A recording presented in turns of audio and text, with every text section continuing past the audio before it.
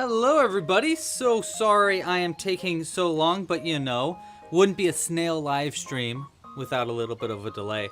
We're going to be on in just a second. I just need to grab the last of my crocheting stuff, and Jimbo wants to say hi. Say hi, Jimbo. Good boy. Alright, we'll be on in just a moment. Again, sorry for the late start. If you want to get the pattern for today, it's available for free at clubcrochet.com/snail.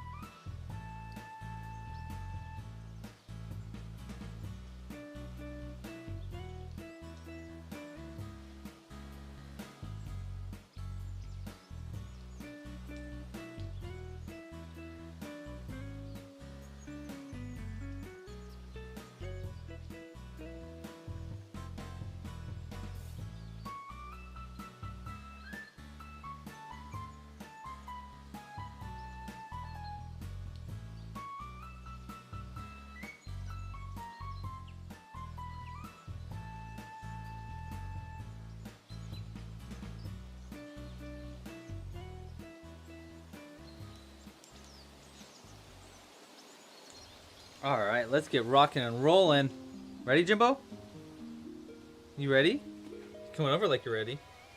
Yeah, okay, we'll start with the face just so you can say hi. Okay, come here. Oh, there you go, buddy. Hello, everybody. Hi. Say hi, Jimbo. Want to say hi? Say hi. Nothing? Okay. Well, hi, everybody. We are going to be live streaming a snail today. Yes, okay. You're gonna leave a snot rocket all over our feet again, aren't you, buddy? Okay. Hi, everybody. Sorry for that weird opening. We are crocheting a snail today. I hope you guys are having a great week, and I'm very excited to make this pattern along with you. Jimbo just unplugged the computer, which is a classic move. Classic move from Jimbo. If he does that again, that's strike one. We'll give him to 3 strikes, but that's strike 1. Okay, so hi everybody. Today we're going to be crocheting our newest pattern that literally just came out this morning. If you want to get it, it's available for free this weekend only. It's available at clubcrochet.com/snail. That's right, we're making Slinky the snail. Today's pattern is actually our collaboration pattern, our first collaboration pattern of the season with Curious Papaya, aka Amy. Amy made a really fun pattern that I think you guys are really going to enjoy. So today what I thought we could do, because I've already made a few of these regular snails. By the way, the snails look like this. Here's an example of one of our, oh, I had one right here too. Well, these are what our little snails look like. Here it is sitting up. We'll put it, we'll put it in the corner so that we have an example of what we're making. So when people inevitably come into the live stream late and go, what are we making? We can say, look, we're making a snail. There's a bit of a curve on this in my light box here. There we go. We're making snails, though. I'm very excited. So here's what you need if you want to crochet along with me today. And then we're going to go over that. Then we're going to go over how you can support this channel. Then we're going to get crocheting. Let's start with what you need if you want to crochet along with us. So if you want to crochet along with us, all you're going to need is some yarn. I'm going to be using worsted weight yarn in our 100% cotton. This is our very special Club Crochet Amigurumi brand yarn that's available in our crochet kits. It's also going to be available in our shop hopefully soon. We do have some problems with tariff stuff, but I'll talk to you about that later in the live stream when I get to my drama part of the stream. But this is the yarn we're going to be using. We're going to be using the colors beige as our main color, brown as our shell color, and green as our as just for some accent color. Now I might change that. I don't know. Live stream, what do you guys think? Do you want to do classic colors, or do you want to try something different? Let me know in the chat if you guys have really strong opinions on what different colors you'd like to use. I'm open to it. But right now I'm thinking main colors. So we'll make that decision by the end of my intro here. Besides the yarn, you're going to need a crochet hook. I'm going to be using a size G 4mm crochet hook. And you can see right there, this is my kind of used crochet hook. It's gotten a little bit dirty over the time, so I probably should clean it up. But you can tell it's been well used. You'll need a pair of scissors for cutting stuff, and a pair and a darning needle for sewing in stitches. I suggest using a crimped end like this. It helps you get in and out of hard to reach stitches. These are all available in our shop, by the way, so if you'd like to purchase any of this, it's a great way to support this channel. You also need safety eyes. I'm very low on safety eyes, but luckily we just need 2, and we're going to be using 6mm safety eyes today.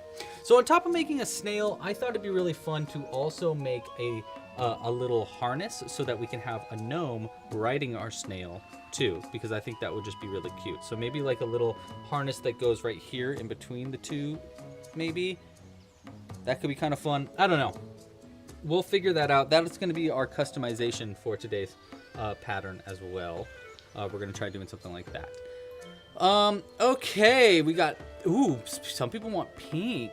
Okay, a pastel snail.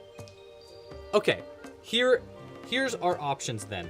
I will do a vote for our color of snail that you guys can vote on while I do my my how to support monetarily intro. And if you guys make that decision, we will change colors. So let's do a poll here. What color for our snail body? So we can do our classic beige. We can do, someone suggested pink. Now, I will say, if we're making pink, it's gonna look wonky for a little bit. It's gonna look like something else for a little bit, because you're basically making a really long cylinder. So just keep that in mind, live stream.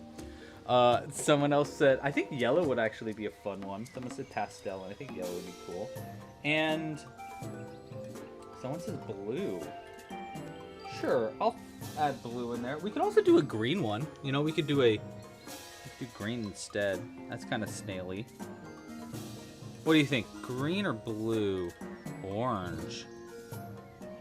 You know what? I'm going to change to pink because of what I said.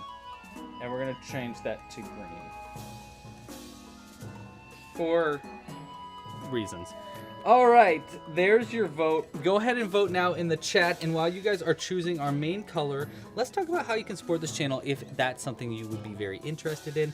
I would love it if you did support this channel, but I totally understand if you can't. If you'd like to support it though, there's a few ways you can do so. The freest, cheapest way to support is by liking this video down below. Go give this video a like, subscribe to the channel if you're not already subscribed, hit the little bell icon so you don't miss these live streams when we start them.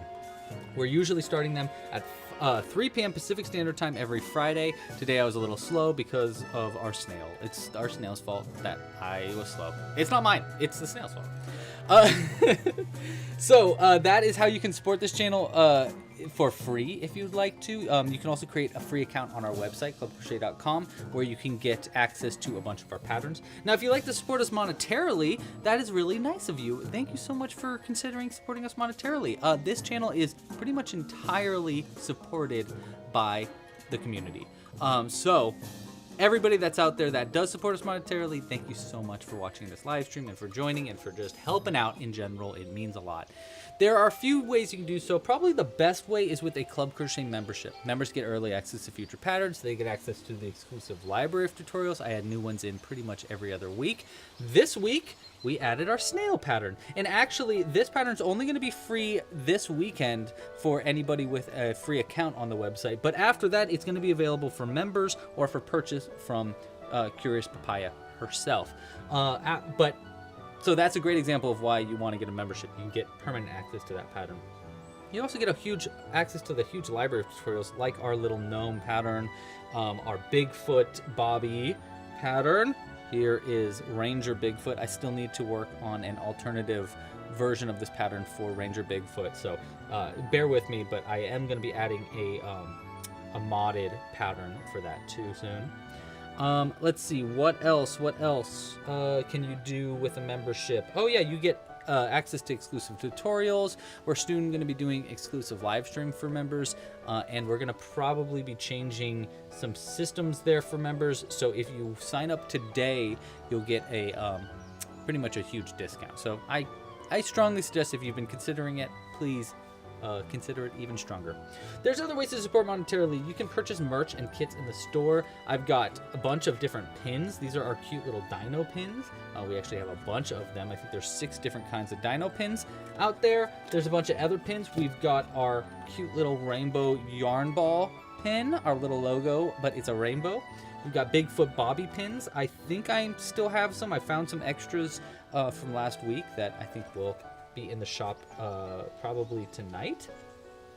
And then there's kits. There's a bunch of different kits. In fact, we're working out of our newest seasonal kit right now, which is our Woolly Woods seasonal kit. This is a gigantic crochet kit that lets you make 6 different projects. Actually, you make more than 6 projects, but at least 6 projects. It's got a whole bunch of yarn in it, an extra for alternative designs. It's very cool. If you want to get it, check it out at clubcrochet.com.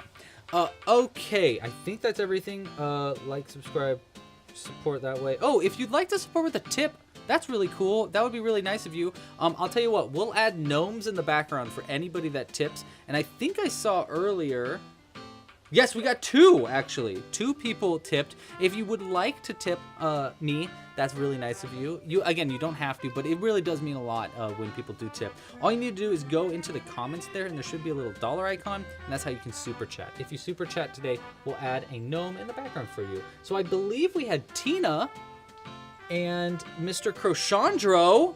Good to see you, Crochandro. Good to see you, Tina. We're going to put, actually, for Tina, we're going to put a goblin, because I know Tina is a huge goblin fan. So this is a new mini pattern that is going to be coming out probably in a week or 2 for members. So we're going to add our little mini goblin to the background for Tina. Thank you for your support, Tina. We'll just put them right next to our little snail here. And then we'll add our gnome, our first gnome for Mr. Crochandro. Thank you so much, Crochandro. We're going to go ahead and add this one. We'll start it by adding him. Aw, no. Bad snail. We're just going to put him over here to the side, because I think the snail's going to knock him over. That looks pretty good there. So if you'd like to support monetarily with a tip, that is awesome. Again, you don't have to, but please let me know, chat, if someone does and I totally miss it. That sometimes happens, and I would like that not to happen. Okay, what color did you guys choose for our main color of our snail? Oh wait, I never got to vote. I'm gonna go with that color. Wow. Interesting. I did not expect that. A blue snail? Okay, guys. I see you. Here's our blue yarn. I actually have to grab a whole brand new ball of yarn for this, but that's all right. That's cool. We got blue. Why not? Let's give it a shot. And, we're also going to need to vote on the shell. Why don't we get some ideas for the shell then? If we're going to do a blue body, which is going to be strange, but that's all totally all right. Not strange in a bad way, strange in a fun way. We need then a color for the shell. Chat, go ahead and let me know what color ideas you have for the shell. Off the top of my noggin, I'm thinking something more complementary, like a purple. A gray wouldn't look good. Let's see what colors we have here. Cyan might be interesting. Would that be interesting? No, I don't think so. I think that's too light. I think we need it to be darker. So we could do brown, of course. Purple. A lot of people are saying purple. Pink. White for like clouds in the sky. Hey, that's not a bad idea. Okay. I like the idea of where you're going there. Purple, white, red. I think red might be a little harsh. Green could work. Might look a little weird, but it could work. Oh, our dark green actually could way work. Oh, let's look at that. Our dark green could look pretty good together, right? Yeah, those two could work together. What else? All right, well, let's go with dark green, brown, purple, or white. I just don't think pink will look right. I think it'll look really weird. I just have this sneaking suspicion. Okay, shell color. We got, I don't have dark blue either, unfortunately. Fortunately, we don't have dark blue. Okay, so we got purple. We got dark green. What were the other ones, team? Dark green. I'm having a brain fart. It's tooting all over my body right now. What are the other colors? Is it okay if you write down the snail pattern so you can do it later? I would prefer you not to, but you know, I can't really stop you, so you do you. It is a free pattern on the website today. Yeah, the downloadable PDF still needs a membership. Okay, purple. Oh, white. That was the other color. Thank you, team. Thank you. White. And then I'll add in brown. That's the last one, because I think that wouldn't look bad with it. Okay, so go ahead and vote on the shell color. I don't need the shell color right away anyhow, though, so we're going to start on the body. We're actually going to start with our blue yarn, and we're going to start by making our antennae. And then we're also just going to hang out with the chat and say, hi, chat. How has your week been? I hope you've had a wonderful week. It has been a stressful week, actually, over here in the Club Crochet land. Between a new pattern coming out and a whole bunch of confusing tariff stuff, which we'll talk about later. It has been a long week. A long week. Good week. There's been things that have been really good about this week, but it has been a long week. I'm not going to lie. But let's go ahead and just start crocheting and chill with my favorite time of the week, my live streams. I love these live streams. They are the chillest, most fun time that I get this in the week, and I love making creative things. If you were with us last week, on Sunday we made a pretty cool dinosaur. We've been doing dino live streams every Sunday, where we make some weird random dinosaur together live, and we made actually a really cool looking dinosaur last week. We made a bunny rabbit dinosaur. I was actually editing together the YouTube short for it right before the stream, but I didn't have enough time. Had a bunch of meetings this morning, which is fun. Fun Friday morning meetings. But it was kind of cool. Blue and dark green would make it look like a globe, but that's a really good point, Nicole. I like that idea. All right, so we got our first, this is going to be our first antenna. So let's give it a good look. I'll bring it a little closer. There's our first antenna done. Right? Pretty cute. Pretty cute. Let's go ahead. We're going to make 2 of those. I don't know if they're they're more like eye stalks, right? Because I don't know if snails necessarily have antennae as much as they have eye stalks. You don't actually need too long of a tail end there either. 1, 2, 3, 4. I'm also working on an abridged version of some of my patterns. We're adding a bunch of new things into the site coming up very soon. We've been working on a bunch of new features on the website. And one of the new features that I really want to work on is abridged version of the video tutorials. See, I do full-length video tutorials, so they end up being like sometimes 2 hours long. I think this pattern's about 1 hour 30 minutes for the video tutorial. And that's because I go through every single stitch in the video tutorial in like extreme detail, which is really nice so that no one has to worry about, you know, knowing what to do at certain parts. However, ooh, wow, interesting vote going on here. However, it is a really long video, and I know some people don't need every single stitch tutorial, but they still like the videos. So I've been kind of thinking about making a version of the video that is more like abridged, easier to make. So I've been considering doing some of those. I don't know, chat, what do you guys think? Is this a good idea for me to continue putting my effort into? Because it does take, honestly, it takes about as long to edit a short little 10-minute video version of videos as it does to make the full-length one, because I don't have to do so many edits when I make the full length. That's why it's kind of easier for me to make. Oopsies. I don't know why I did that. Let's try that again. But I'm really curious if people would use that or not. So it's like, I love when you touch a snail's eye stalk and it schloops inside the body. I actually just saw a snail yesterday eating just an old apple core. It was kind of cute, actually. It was really cute. It was very classic, you know. 1, 2, 3, 4, 5, and 6. That's going to be round 1 for us. I'm going to use this as our stitch marker just to keep track of where we're at.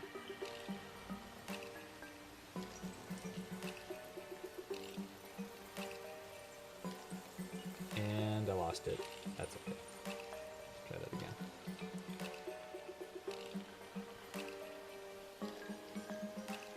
Boom. So I got the news today, this morning, about Lava Run. Anybody in the chat waiting on Lava Run? Let me know. But I got some rough news, so I need to work on an update for Lava Run. Essentially, tariffs hurt real bad.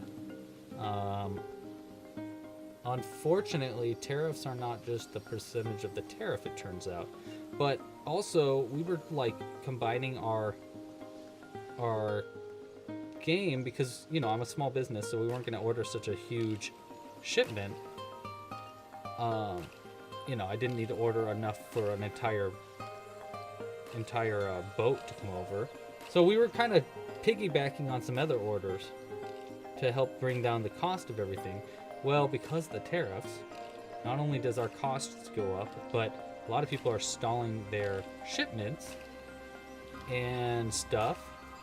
So the cost of getting these games to us now is 8 times more expensive than it was on Sunday. And the biggest bummer is we were ready to ship out next week. So we have to delay as well because I can't afford that. It ended up being a lot of money that I don't got. So I was like, oh no, that's not fun.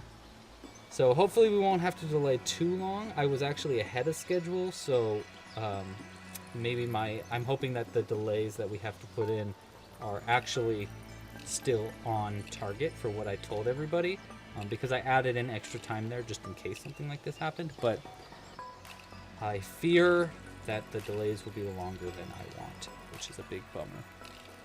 So add eyelashes. We can definitely add some eyelashes. I can definitely add some eyelashes. But The biggest part about this is that I'm worried about is just telling everybody. So I'm just nervous to have to make another update on the thing saying like, hey, sorry guys, there's big delays. I'm not going to raise prices or anything because we've already done that. But yeah. So sorry in the chat if you are someone that's been waiting for the game. I'm trying to make sure that delay doesn't really affect us, again, because I made like I made a date that was specifically accounting for delays, so we might be fine, but no absolute promises. No promises there. Yeah, it does sucks. It's just a rough start for everything, for sure. That's, you know, I guess it happens. Nothing we can do but protest, I guess. Alright guys, well, we are making our snail today, and we're definitely going to need names for our snail. Now obviously the name for our snail is going to definitely depend on what our shell looks like, and we might also want to add some customizations. You know, like I know we're going to add we're definitely going to try to add a harness for our snail so that we can have a little gnome riding it, but on top of that I want to add something else too. So chat, give me some ideas. If you got ideas for what other things we can add here, someone said eyelashes. That's a great suggestion. Hey Josie, how are you doing? Josie the Jester is in the chat. The Gesture. How you doing, Josie? Today, or what else? What happened this week that I wanted to tell you guys about? Oh, that's right, the open mic. Jules and I went to an open mic this week. It was really fun. If you don't know what an open mic is, it's basically kind of like a mini concert, but everybody gets some time on the microphone if they want it to play a song. And so Jules writes music, and we've been trying to get her into more open mics recently. So we did an open mic. I didn't play any music. She just played music. It was so fun. She actually ended up going first, and she killed it. It was out of the park, 10 out of 10. It was really, really good. I'm very happy with what she played. A brand new song too, and it was just so much fun. And yeah, it was just a really fun open mic down in LA at a place in Eagle Rock called The Fable. That's where we were. It was really fun. And if you guys have never done an open mic, I suggest going to one. They're really fun. It's fun to hear a bunch of people's music. Sometimes you get kind of a dud, but at this open mic, not a single dud. Everybody was so good. And it was just really cool. Ooh, Jillian's adding a unicorn horn fresh off the printer. That's so cool. I emailed Jillian last night. Actually, technically this morning, for you, probably, Jillian. I think I emailed you at 4 a.m. my time. But they asked for, I have these STL files. If you don't know 3D printing, an STL file is basically a file that's prepared for 3D printing. So I made a bunch of different files to 3D print my own safety eyes. So that included like regular safety eyes like you would add to any normal amigurumi, but also I added in safety eyes that I made specifically for my characters. So I made some special horns for them. I made a unicorn horn. I made some antlers. I made some teeth. Just a bunch of like random little pieces that I wanted to try out on my 3D printer. Well, I haven't had a chance to 3D print them myself yet because I don't have my 3D printer set up right, and it's in an area that's really bad for 3D printing because it's like pretty much directly in sunlight, so I need to move it. Oh, I love that idea, Zoe. Zoe's got a great idea. We'll talk about that in a second. But anyhow, so I sent Jillian a bunch of my STL files to give it a shot, and it looks like they printed a unicorn horn fresh off the printer, they say. So I'm very curious to see how it works. Please send pictures when you get a chance, Jillian. I would very much love to see that. love that. Okay. So Zoe said, what if we made this a mailman? You know, like snail mail. I like that idea. I think that's a really fun idea, Zoe. A little snail mail. I really like that idea. Oh my gosh, we're getting an ad for Clash Royale. People still play that?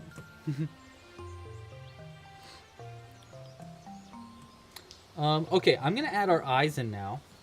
It's a little, I guess not too early, but we're gonna start adding our face in now. I actually need a mouth vote. So let's go ahead, we're gonna call it for the shell vote because I don't think, yeah. The color's gonna be what it be.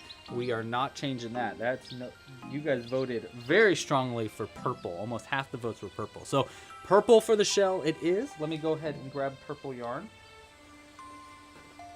Does that mean purple yarn? Might have to open a new one. Alright, let's open a new one today. I always lose my yarn. I don't know where it all goes. I think Jimbo probably eats it all.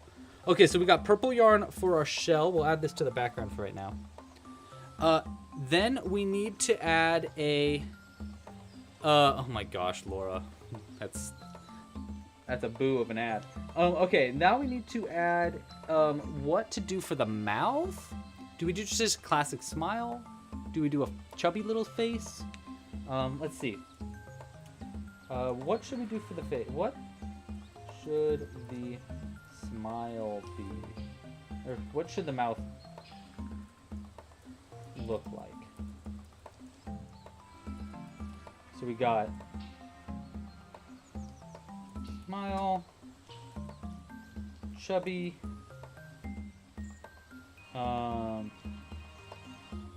plain. Plain might be really fun.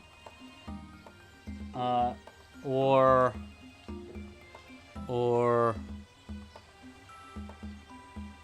W. Okay, there's your choices for mouth. I'm gonna go ahead and add the eyes now, and then I will add the mouth on afterwards. So I'll give you guys some time to vote. We'll let it get to at least 20 votes or so, and then we'll go from there. Looks like people are on the same page as me because I voted for what is currently the top vote. I love that. 1, 2, this is round 3. 5 stitches apart. So round apart. We're going to go 1 right there, and 5 stitches away. 5 stitches apart would be right there.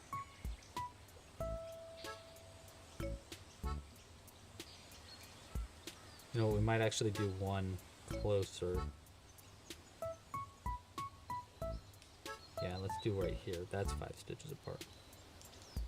Yeah, that's just a little bit cleaner. I like that. Right? Here, let's do it a little closer to the screen real quick. So I'm saying like right there. Yeah, I like that.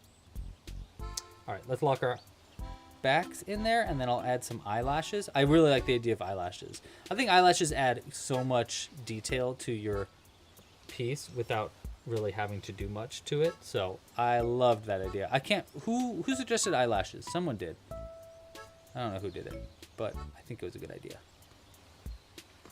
And hey, again, if you haven't yet, please like this video down below and subscribe to the channel if you're not already subscribed.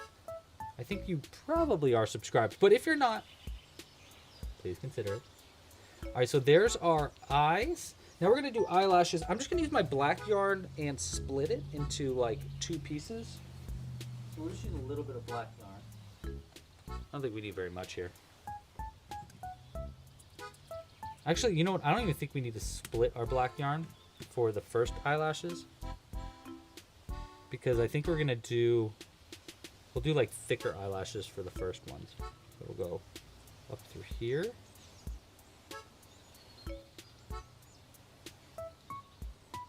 And then I'm gonna go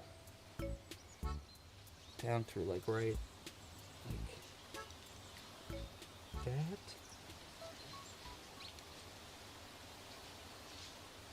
to add like little eyelashes. Right? I think that's pretty cute. Zoe, did you say that in Canada they call a postman a postie? That's a very fun name. Oh my gosh, thank you, Zoe. Thank you for reminding me. Yes, I'll mention that in just a second as well. I like the name postie more than a postman. Okay, so there's one eyelash.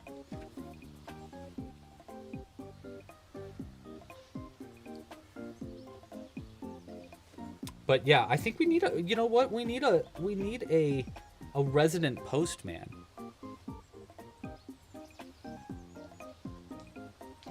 For Club Crochet. I think that's a really, really fun idea, so I am very much on board for this idea. All right, eyelash number 2. Pretty good, right?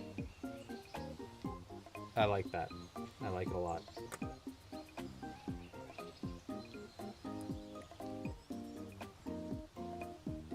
In Australia, you call them a postie?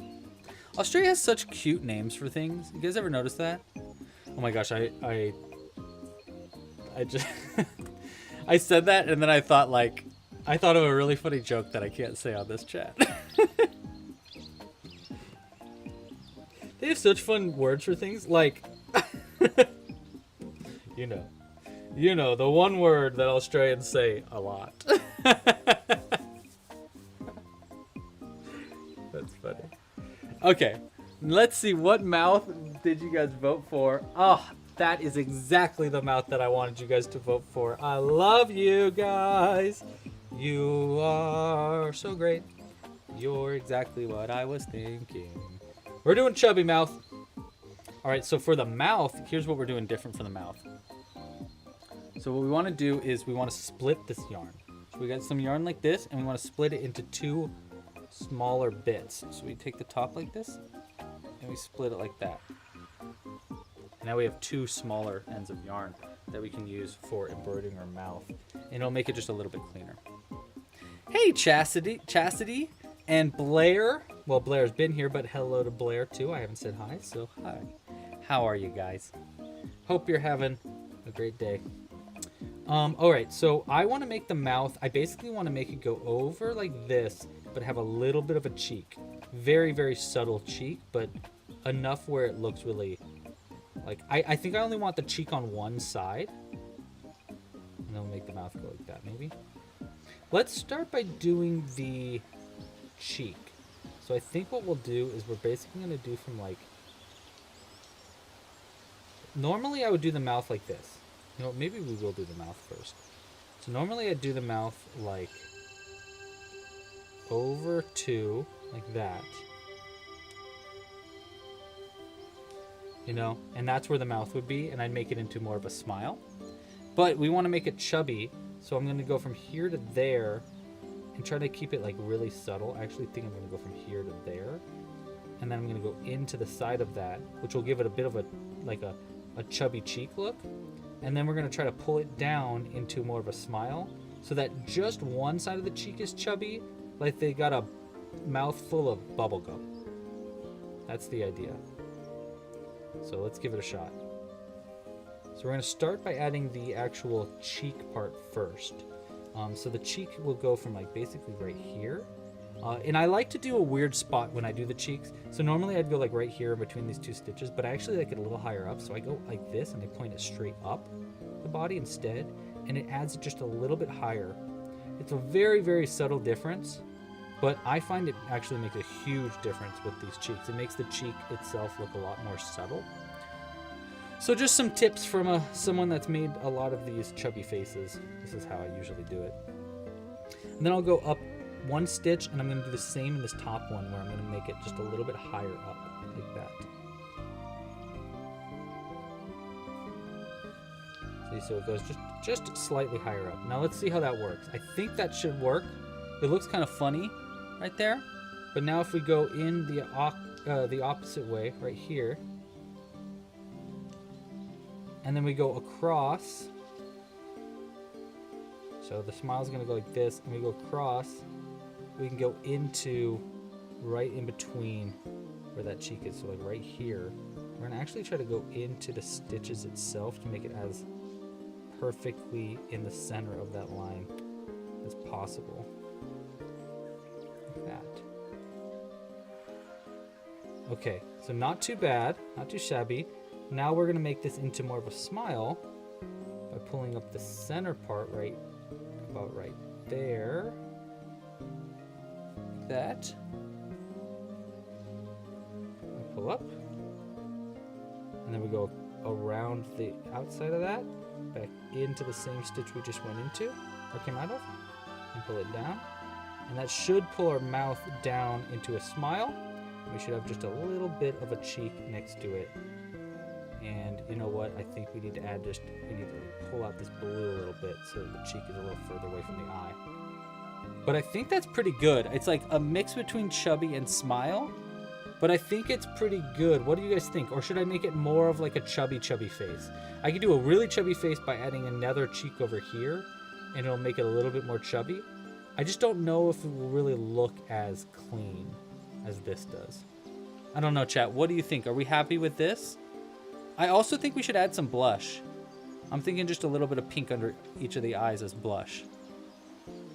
What do you guys think, chat? I think I'm pretty happy with how this looks, though, right now. Blair says perfecto, and I'm going to listen to Blair.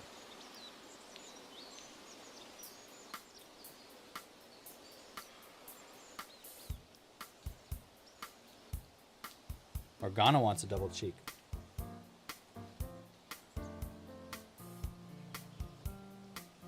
I think we should keep it simple.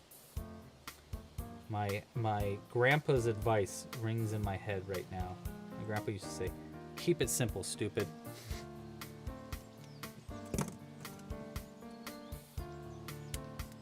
All right. More like keep it stupid simple. Josie, thank you so much for your support. Josie just supported with some. You're so sweet. We're gonna add Gnomerelia, who might be in the chat today. I don't know. Hi, Gnomerelia, if you are here. But we're gonna add this to the background for you, Josie. Thank you so much for your support today. That was really nice. So we're gonna add this little gnome, and they'll go right back here behind our little goblin. So they're always on screen, staring at us. Love that. Okay, so next up, let's add, I'm gonna add just a little bit of blush under each of the eyes, which I think will add a little bit more cute factor. You know what I mean? You know what I mean? We'll just use a little bit of pink for this.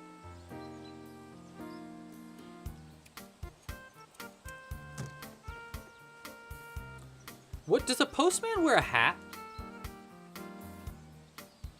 I don't know. I kind of don't think they do, but I can't for the life of me think of it, of what hat they would wear.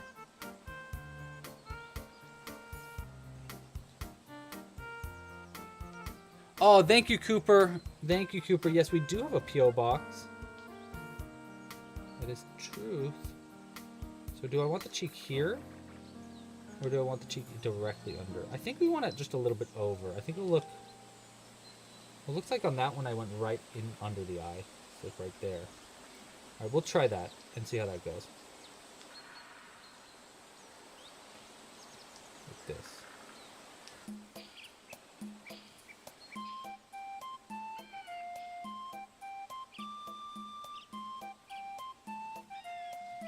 So in between two stitches actually, so.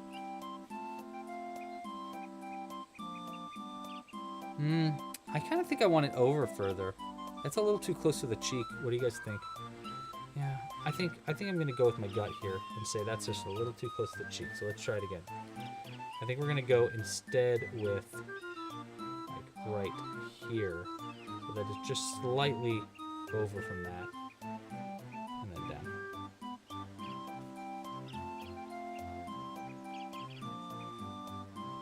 Like that. I think it's a little bit cleaner.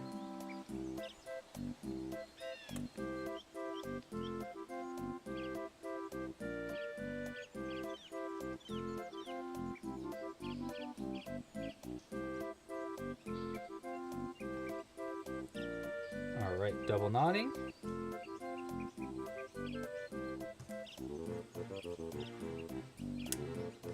Okay, let's do another cheek under the other side.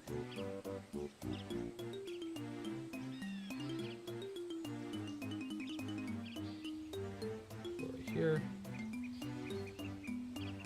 Hope this one isn't too far. This one feels like it's even further away, but really isn't.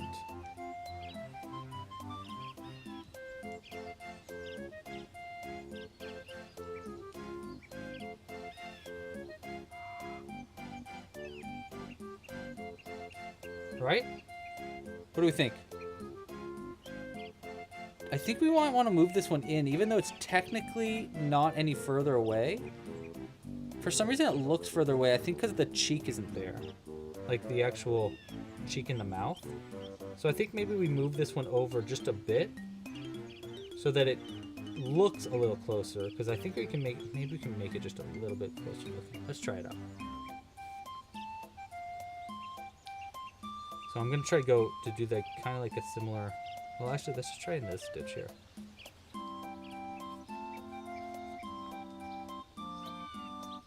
And then go over to that one. Yeah, I think that'll look a little bit cleaner.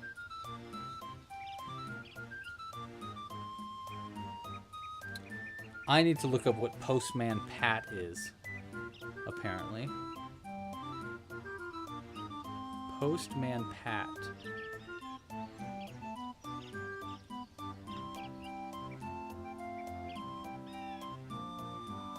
Oh, yes, he has kind of like a police hat, almost. It's not like a police hat, though.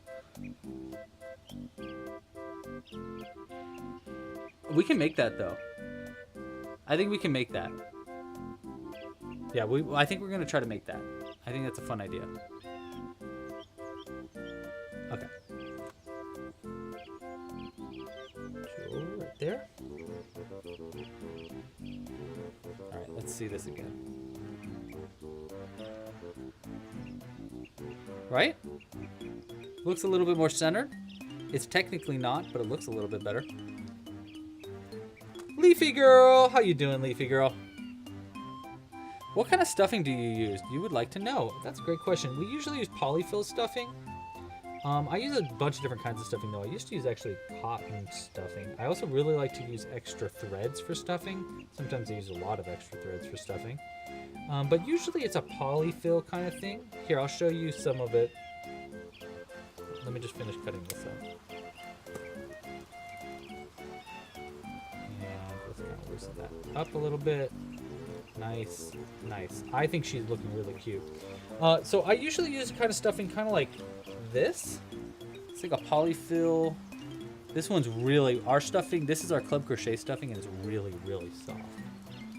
Which I don't know necessarily how important that is for your projects, to be completely honest, because it's on the inside anyhow. Okay, we want to add some of our little antennae here, and I'm going to make them bending outwards like that. We'll do one right there, and we'll do one right there. So they're basically just over the eyes. We'll try to give them a little bit of space so that I have enough space for a hat, if we want to add a little hat to our snail over here. And of course we're going to need names for the snails, for our snail, but I guess we can probably wait just a bit for our names. Unless you guys got a lot of good ideas right now, but it always seems like we get better ideas when we have a little bit more to work off of for our names. So I don't know, but you guys, you do you. By the way, today we're probably going to be going till about 6, I would assume. This is a relatively big pattern, so it takes a couple of hours to make. We're not going to be customizing it too detailed, so it might not take too long. I don't know. We'll see, though. I don't think I can stream past 6, just because I think my body will fall apart.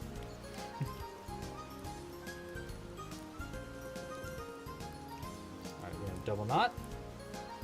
Jillian's biggest fear is when they add safety eyes. Tell me more about that. Why? Why are you so afraid of adding safety eyes? You afraid you're gonna goof it up? Alright, so there's one antennae. I think that's a pretty good spot for it too, actually. And don't worry, the mouth is looking like maybe a little wonky, but don't worry about that too much right now. That's super cute. Alright, let's do the other one.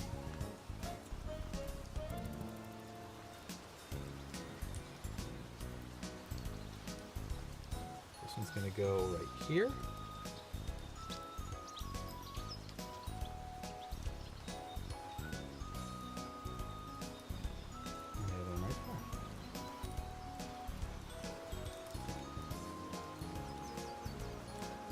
Okay.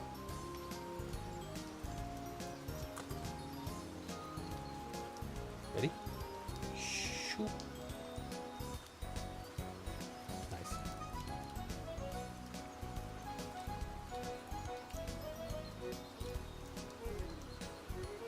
Yeah, if you get them wrong and stuff the whole thing up, that definitely can make is reason to be afraid. Jillian. It is 7:30 East Coast, USA. Where am I? I am currently in the Pacific Coast. We're in California. Good old Cali. Yeah, so it's about 4:30. Yep, exactly. Okay, Doki. Artichoke, you ready? Look, they've even got their face pinned in like I touched their eye. Boink. Love that. Oh my gosh, that's too cute. Girl's gonna need flowers somewhere, I think, but we'll find out. All right. Oh, did you hear that? See if I can get the other way.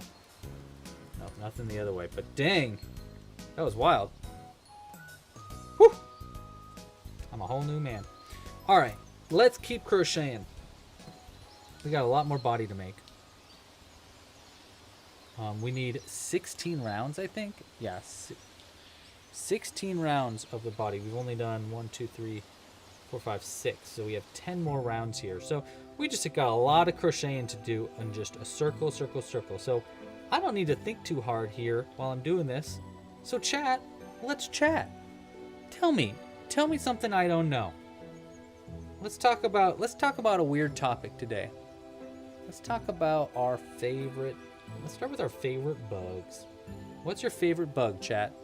I think my favorite bug personally is a bumblebee. I love bumblebees. And it's so funny that I love bumblebees, but I really hate wasps. Gosh, do I hate wasps. I think they're gross and weird, and I don't like them, and they scare me. And right now, so in our house, we have this sunroom that we never really know what to do with. It's downstairs. We use it kind of as a mix of storage and a good place to drink coffee in the morning or just hang out with the cats. But unfortunately, somehow, wasps always get in there. I have to remove, and I'm not exaggerating, guys, often 4 wasps at a time from this room. I have to go in and I have to sneakily, very carefully find them first. And then I take a little plastic cup and I place it on the outside of the wasp. And then I take another piece of paper and I go under the plastic cup. And then I take it outside and I let them loose. Probably should stop letting them loose. In fact, I started doing a new thing. Instead of fully letting them loose, now I've been throwing them into the web of a spider. And 9 out of 10 times they get out. Which is always like, dang. But then every now and then, I'll do it and the spider will rush out really fast and catch the wasp, and it's one of the coolest things ever. It's like, oh, that's awesome! A wasp in a spider fight. It's my little boy. Like the little boy inside me is like 11-year-old Louie is like, this is so cool. But it's really funny. And it's also kind of like, it feels like a little bit of a revenge because the wasps that we get here are really crazy wasps that will, they hunt spiders and they put them into their nest. They sting them to paralyze the spider, not to kill it, but to paralyze it so that it stays alive. And then they shove it into their nest so that their baby wasps or whatever larva can eat them.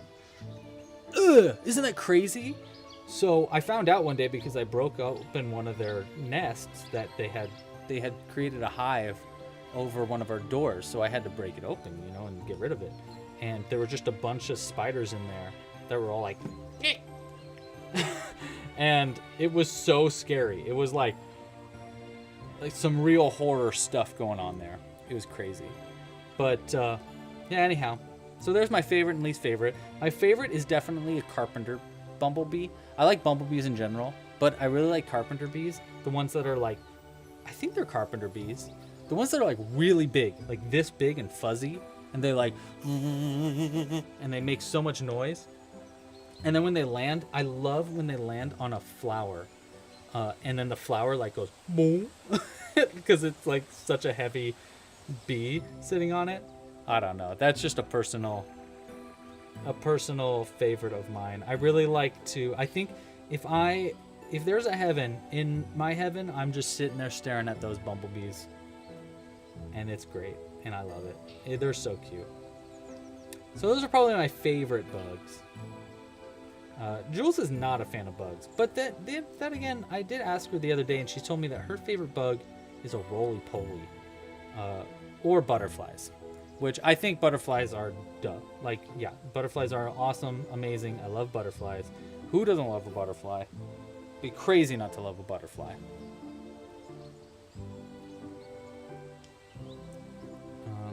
2, 3, 4, 5, 6, 7, 8, 9, 10, 11, 12. Hey, look at that. We are flying, guys. Yeah, so chat, what are your favorites? Ja Shaw says they love a praying mantis, but you've never seen one in your garden, so spiders and bumblebees are your next favorite. You know what's so cool about, I love praying mantises too. I feel like when you see a praying mantis, you got like, sometimes when I see a praying mantis, it feels like I got blessed, or like I've been like it's like a spirit or something, because they're so rare to see, and they show up at the weirdest places. Like, you'll find one on like the roof of your car, and you'll be like, what? How did you get up there, buddy? They just end up in the weirdest spots. I never see them where I feel like I'm supposed to see them. I never see a praying mantis where I feel like I'm supposed to see praying mantis. What? Dude, Australians are so weird. Zoe said that in Australia they call roly-polies slaters. Why? Why slaters? That's so weird. What do you guys call roly-polies? They got so many names. Pillbugs, wood lice, I think is what they're also called. I call them roly-polies. I love the feeling of roly-poly when you have one in your hand and they're like crawling on your hand and they like tickle. I love that. That's so cute. Praying mantises, they're everywhere but church. Yes. Good comment, Louie. Louie is, so there's, by the way, when I'm saying Louie, I'm not talking about myself. There's someone in the chat named Louie. And Louie in the chat is very rare to speak up, but when they speak up, it's always like a perfect one. I had a friend named Garrett, and we called him a sniper with his comments. He was like, he wouldn't talk very often, but when he did, it was like exactly what he wanted to say, in the exact way he wanted to say it. And that reminds me of him. 1, 2, 3, 4, 5, 6, 7, 8, 9, 10, 11, 12, 13, 14. 2 more rounds. And we're done with this round. And then we got to kind of start shrinking it up. You call them potato bugs. Potato bugs for me are a different thing. And potato bugs I hate. I actually really hate potato bugs. They are super duper creepy. They look like aliens. And they're so big. And they're so scary. Those are what we called potato bugs. Did anybody else call those potato bugs? I think someone else in the chat said something about them. Earwigs. Ooh, earwigs. Earwigs are like pincher bugs, right? Is that what an earwig is? Those ones are super scary too. Those ones look way scarier than I think they really are. I feel like earwigs are misunderstood. Like, I don't know why, but in my heart, I feel like earwigs are like actually really nice. and they just get a bad rap because they look like scary demons. Oh, you call roly-polies earwigs. Interesting. Huh, maybe that's a, I don't know. That's interesting.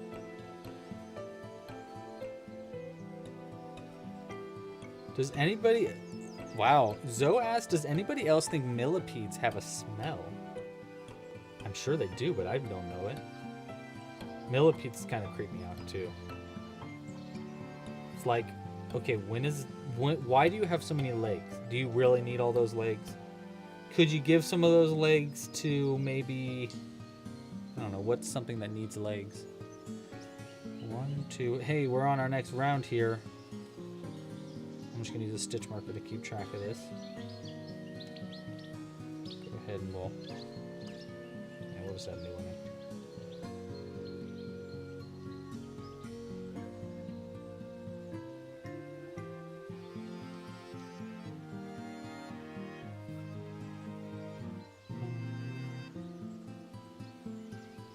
There we go. 1, 2, 3. Okay, so now I'm decreasing it down just a little bit, and then I've got a bunch more crochet to do. I should probably keep track of where we're at in the pattern. If you didn't know, in our written tutorials online, we have check marks to keep track of all your progress, which is really nice. It's really useful for making sure you don't get lost in your patterns. My dad sent me a listing yesterday for a crochet hook where you can keep track of your rounds and stitches, and I thought that was pretty interesting.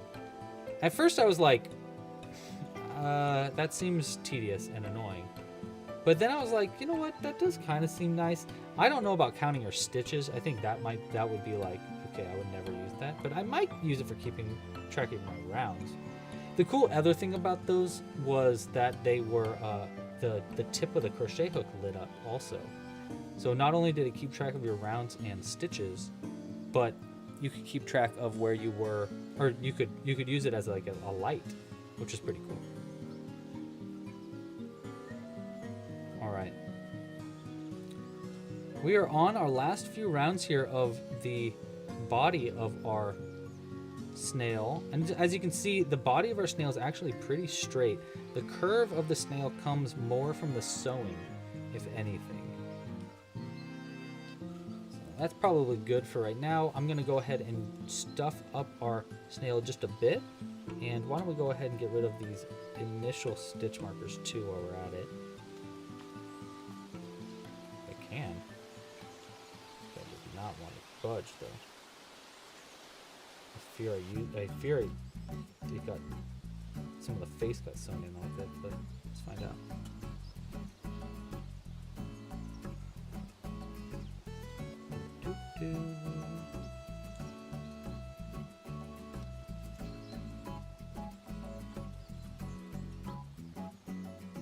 Yeah. Huh. Okay, we're just gonna cut it and hide it then. I don't know what happened. I think it got sewn into part of the face. Oh, there we go. Easy fix. All right, let's go ahead and stuff up our character a bit. I'm gonna do just probably, I'm gonna start with light stuffing and get a little heavier on the bottom. So that way the bottom of our snail is just like a little bit heavier to help it keep the weight.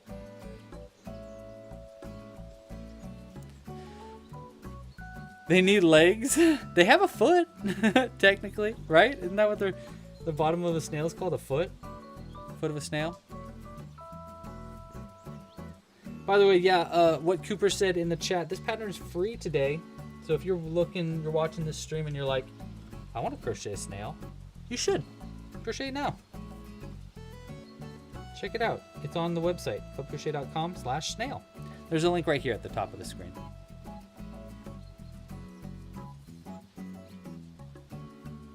A little bit more stuffing for now.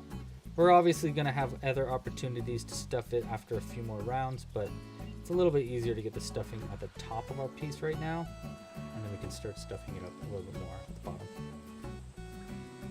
Okay, let's keep going. And hey, if you haven't checked out Amy, aka Curious Papaya, the designer of this pattern, they are really cool and make very, very cool patterns.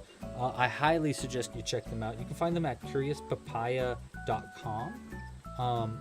But you can find more of the patterns on our website. We have done a few patterns with Amy in the past, and I'm sure we're going to do more in the future. They are a very talented amigurumi artist. And actually, they have a book coming out soon, too. So you should go check that out. Pre-order it if you're interested. I think it's very cool. And if you go say hi to her on social media, on Instagram or something, tell her that it came from Club Crochet. That would be cool. So that I don't know, that'd just be cool. Yes, Cooper is a MVP with links. That is absolutely accurate. Is 15 single crochet until round 19 or round 14? It is until round 19. Yeah, until round 19.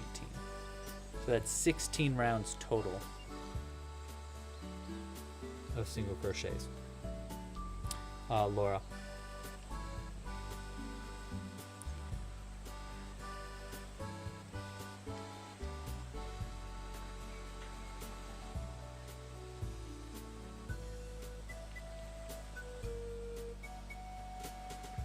Okay.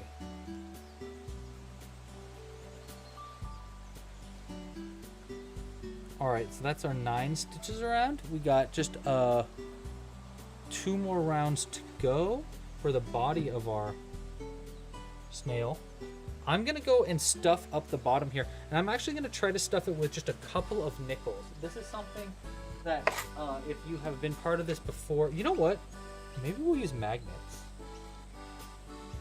I don't know. What do you think? Magnets and nickels. Why don't we do a little bit of both? This is my little little jar of just random who's it what's it's that I collect. I like to collect bottle caps in here to use as hats for goblins because they look really cute as a little hat for a goblin. And actually, they might be cute as a hat for a snail too. Let's see. Would it be cute? It'd be kind of cute. Especially, what if we like tilted it up too? We could have it like this and then have it like tilted up like that. That might be kind of cute actually. And then strapped down with a little rope. I also have a bunch of fortune cookies in here. And where's the spring? I have like extra springs from old pens. Highly suggest collecting just random stuff. It makes your amigurumi really fun, especially when you're making tiny amigurumi like this.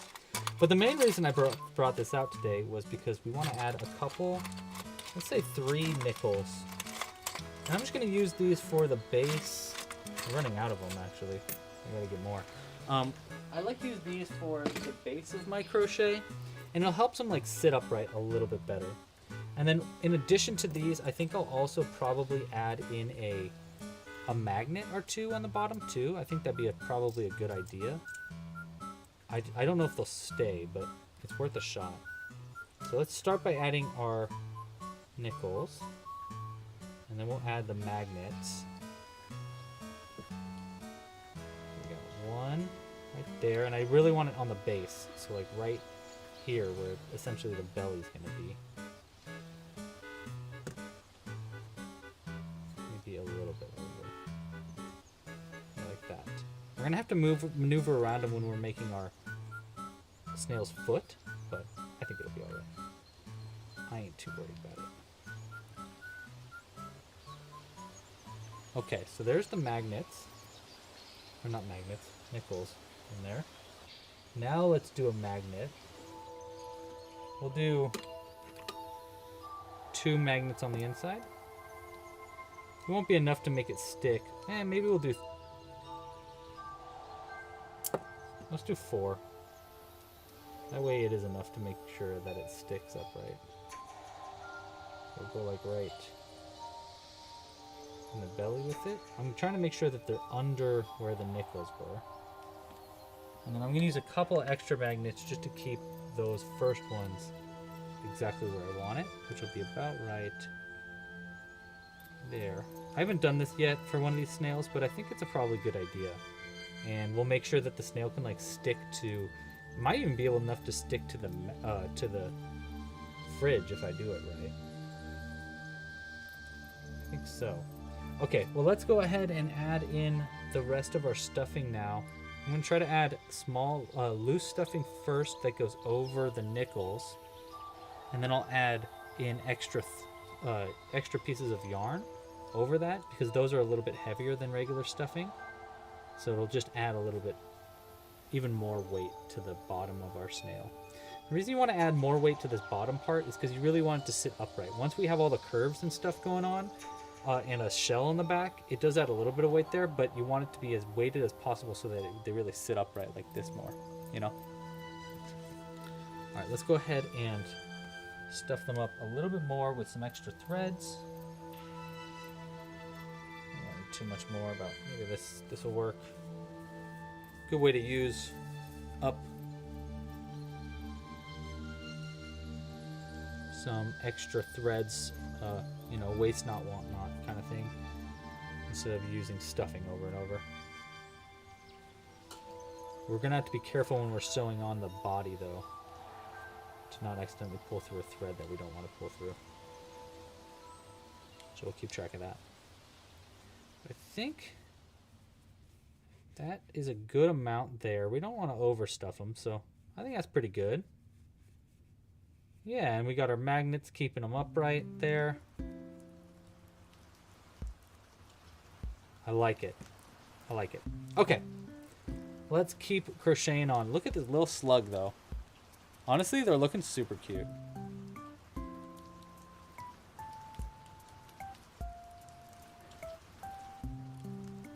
All right, I'm on round 24 if you're crocheting along with me.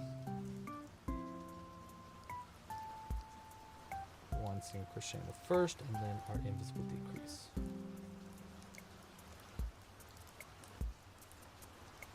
Whoops.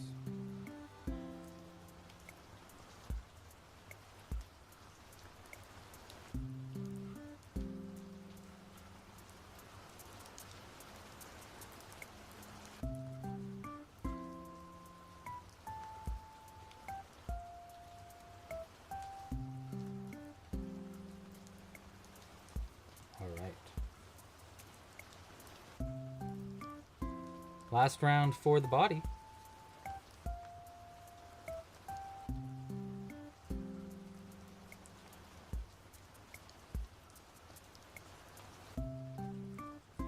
Three, 4, 5, and last stitch. 6.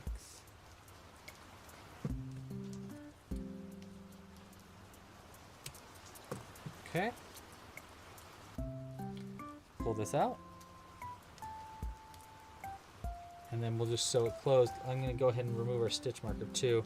And I'll add just a little bit more stuffing in the base of ours with our handy dandy pencil that we pulled out last week when I was like, oh, where's my stuffing stick? But now it's easy to get. And you'll never lose it again. This is what I feel like snails sound like.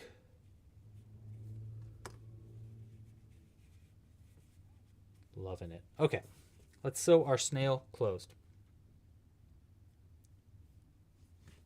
And then we can get started on our shell, which we voted, I think, on purple, right? I'm pretty sure.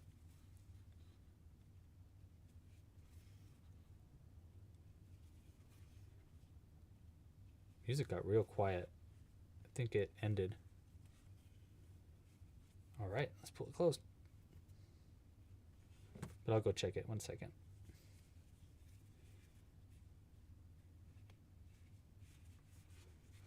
All right.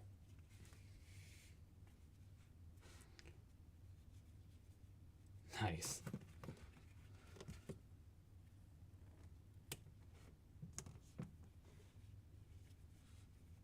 Okay, so now we've got the body of our, it's more like a slug right now, Sally the slug. And let's get our music going again.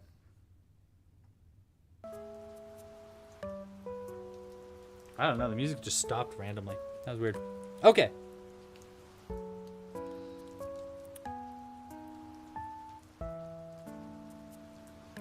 Next thing we want to do is we want to make the shell. All right, see you later, Krishandro. Thanks for joining.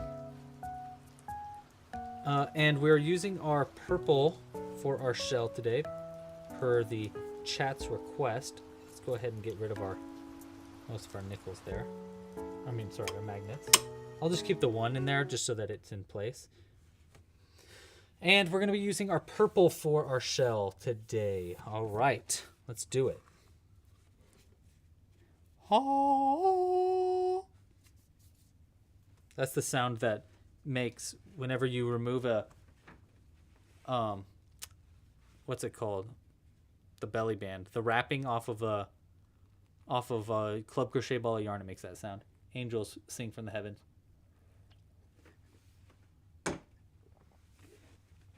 Okie dokie. Okie dokie. Now the shell is just a lot of just crocheting. Pretty easy. It's not too crazy of a pattern for the shell. We just got to go ahead and make it.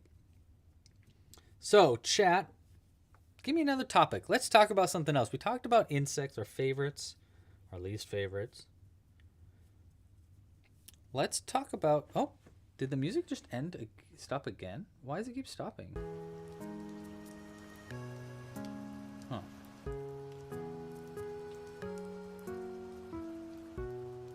Interesting. We'll keep it there. 1, 2, 3. 5 and 6. That's what they're called in the manufacturing world, though. We call them belly bands. But yeah, it's more like the wrapper. So you caught my weird name thing there. Do I have a girlfriend? Not only do I have a girlfriend, but I have a wife. And you know what? She knows about my girlfriend too. Because my girlfriend is her. I also have a cat. I have a couple cats. One's name is Beefy, and she's my cat girlfriend. She's so cute. I love her. She cuddles with me all the time. And then we got Jimbo. Jimbo is our sneezy boy. By the way, someone asked me earlier how Sneezy Jimbo's doing. He's doing a little bit better. Better than last week. Last week he sneezed so big during the live stream, all over our legs. You remember that? It was gross. It was gross and very distracting.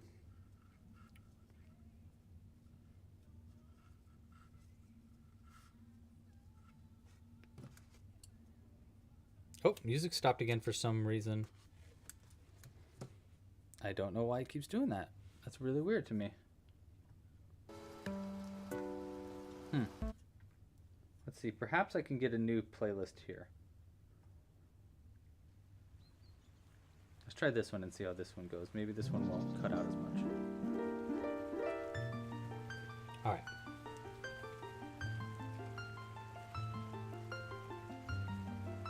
Yeah, that's so weird. I don't know why that keeps happening. All right, I'm gonna keep an ear out for it though. It might be because, I don't know, actually. I really have no idea why it would be doing that.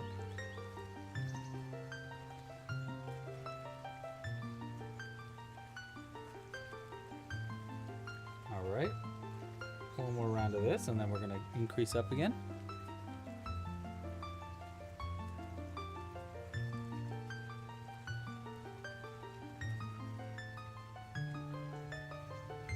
So we want to make... Probably with our... I'm thinking with our harness, not our harness. What's the word I'm talking about? With our, The music didn't end. It sounds like it ended, but it's just the next song.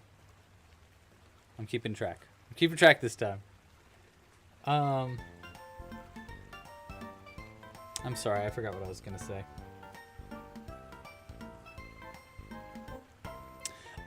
Joanne, good question. Joanne asked, are we making Easter stuffies? We are not today. Today we're making a cute little snail, but we are next week. Next week we're going to be making as many Easter bunnies as we possibly can so that I can take them and hide them at my mom's, around for my mom to go find. It has become a new Easter tradition. It's the third year in a row of hiding Easter bunnies all around her house. It's very fun. It's very fun. So we're going to be making as many Easter bunnies as we can next live stream. Saddle, that's what we were talking about. Thank you so much. My brain is tutti frutti. Yeah, so when we make our saddle, probably we should make our saddle so that it can be, like, have little spaces for mail. Ooh, maybe we could use, remember how I was showing those, what are those called? The fortune cookies? Maybe we can use those as, like, mail. Or we can make little tiny mail, pieces of mail, too. That would be pretty funny, also. I really like the idea of a little mail snail. The mail snail! Snail mail. I know it's snail mail. Ooh, we need a name that goes well with snail mail or mail snail. What's a good name that could work with that? I really want to go with a girl name, but I will say, I don't know if you knew this. You might know this. Did you know snails are neither girls nor boys? Snails are hermaphrodites. They are both / either. Whatever they feel like. It's very crazy. Snails have an extremely strange sex life. It's very strange. They stab each other and they get into this big gooey ball and it's gross, but kind of beautiful. I don't know, man. I know, I totally agree with you, Zoe. Well, I think there's actually two things here about the hiding situation. So Zoe just mentioned in the chat that we got to up our hiding game because she found the leprechauns that we hid last month way too quickly, and that is absolutely true. But I think it is on top of upping the hiding game. So A, yes, I agree. We need to up the hiding game. We need to make it way harder to find these. But 2, okay, Zoe, you distracted me with that perfect snail name, Slowfie, the male snail. Coop or Zoe, either one, could you start writing these names down for me? Name suggestions, go ahead and throw them in the chat, and Cooper or Zoe can get them added to a list that we can vote on at the end of the live stream. But I do love the idea of the name Slowfie. Oh my gosh. Slowfie is gonna be hard to beat. I'm not gonna lie, it's gonna be hard to beat. Okay, where was I? Oh yes, I think the problem with the hiding situation and my mom finding all of these hidden things too easy is I told my brother, my brother's been finding them for her, I found out. And that's not cool. Not cool. So I am going to have to make them ultra hard to find and make sure that Taylor doesn't ruin it for us.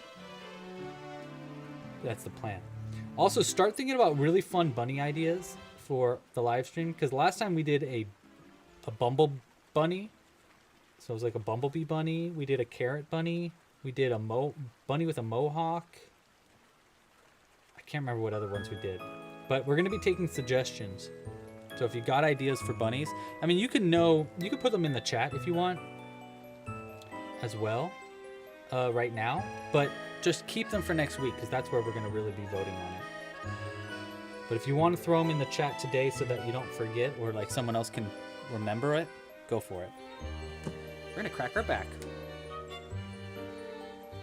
You weren't expecting to hear about how snails reproduce in this live stream, Cooper? Then you didn't realize that we're crocheting snails today.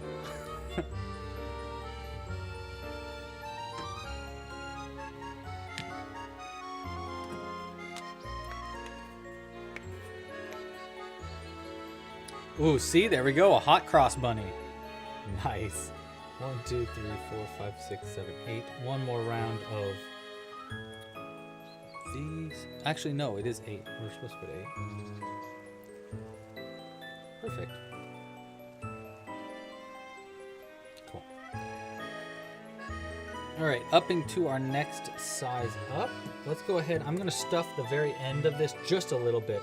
It's best to stuff this as you go, but you really don't need to overstuff it. You just need a little bit of stuffing right at the very tip of it, just because it's really hard to stuff it later on. But like I said, you just don't want to overstuff it either. So it's a fine line.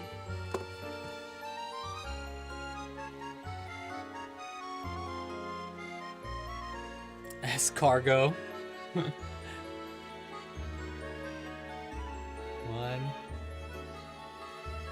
One, 2, and then our increase. Got it. Ooh, a bunny corn. Nice.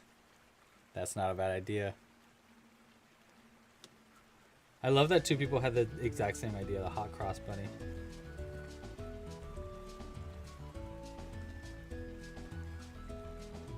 All right. There we go. Okay, next round. Oh, music stopped for some reason, but I caught it. I heard it.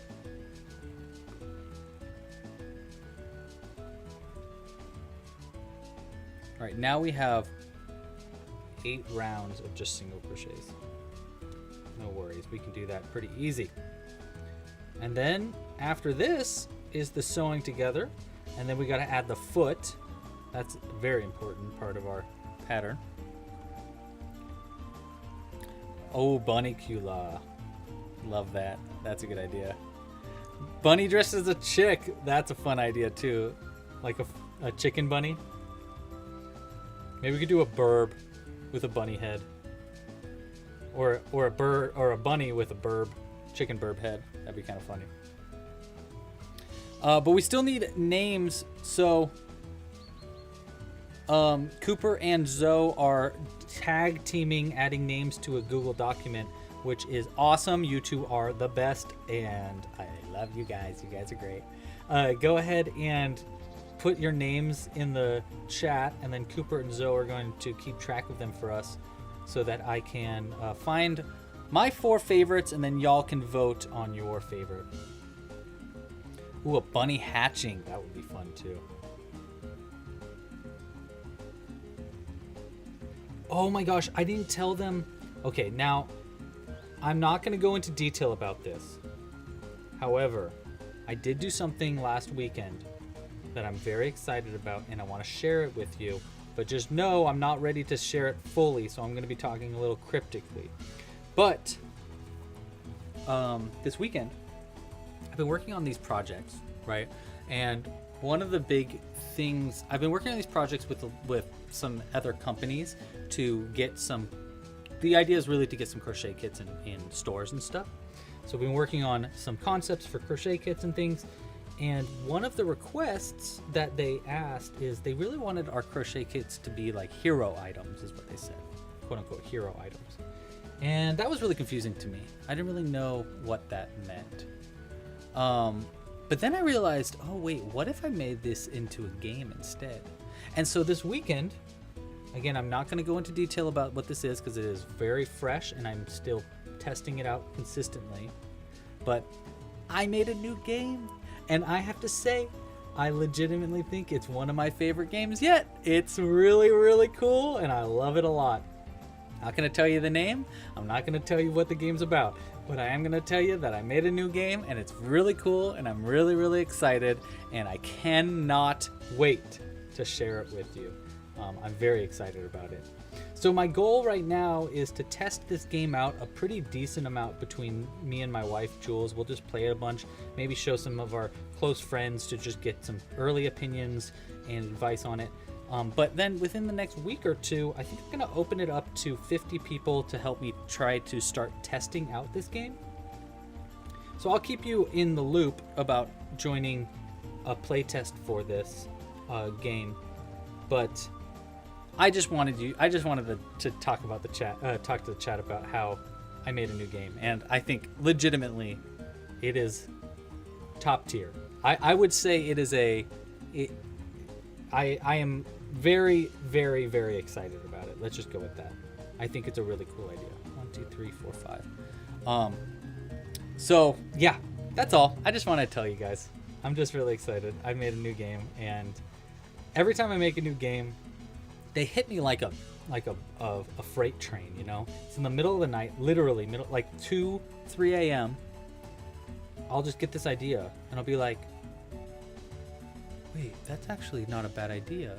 And I'll be like, wait, that's a really good idea. Oh, and then I'll start writing it down really fast, and I'll put it in a piece of paper, or I'll draw it out real quick. I'll test it, and then I'll put it into a Google document, and then the Google document gets way too in depth, and then I go and I get really, when I get about an idea for a new game, I get fast.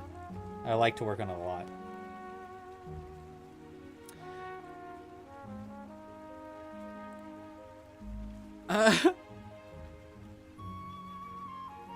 Oh my gosh, you are a crocheter and your husband is a board game designer. Oh my gosh, Laura, that's awesome. Tell your husband I would love his advice on games. So when I open this playtest up, I really would love board game people to give me their advice and thoughts on these games, because they're the ones that think about making games all the time, and so do I, obviously. But it's, I mean, as I'm sure as your husband knows, getting advice from other people is like, and thoughts from other people when it comes to board games is most important. You need to test a game a bunch. Lava Run was tested for 5 or 6 years before I released it. So 5, 6, 7, and I think this is 8 actually. Oh, just a few more stitches.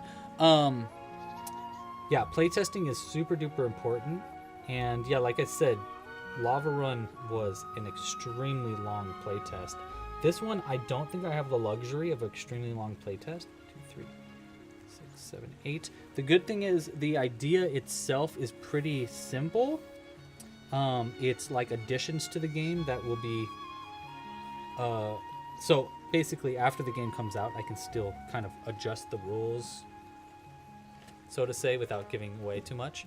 But I definitely want it tested out a whole lot first, and I might only have like 9 months to test this game out a lot and get a lot of feedback on it. So yeah, it might be a really, really tight turnaround for a game, which is pretty exciting, but also a little scary, you know. 1, 2, 3, 4, 5, 6, 7, 8. All right, I am on round 24. If you're crocheting along with me. And hey, again, if you haven't yet, it is that time to say it again. Please like this video down below and subscribe to the channel. Hit the little bell icon if you don't already have it rung, and you will get notified when we come out with live stream crochet alongs. I do one of these every week, at least one. Sometimes we do 2 though. For the past few weeks, we've been doing 2 live streams a week. One on Fridays and one on Sundays. I'm actually thinking of changing the Sunday live stream time slightly. So we might be altering the time a little bit, just so that we can give more people in the community more of a chance to join the streams. So yeah, that's my little plea there. Please like and subscribe if you haven't already. All right, last 3 rounds of the shell, and then we can do the hard work of sewing the shell onto the body. That's probably the most tedious part of this pattern. And then after that, we need to make the foot of our snail, and then we need to make the harness for our gnome postman, or... Oh, konnichiwa! Hajimashite! I am going to Japan very soon. Oh, ooh, I might be able to say that actually. I don't think I can say soon, but I can say Nihon ni or Nihon ga? Nihon ni kimasu. Nihon ni kimasu?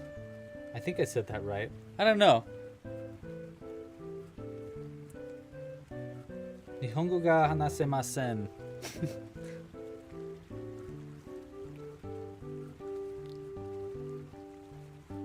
Please be earlier. Jillian says, earlier live stream, please. I will do my best. It'll either be earlier or like way later, so it's earlier for you too. I think it'd be fun to do late night live streams personally, but you know a lot of people can't join those. Especially on a Sunday. So I'll try to do an earlier one. Hi, I'm coming to Japan in August. What is that?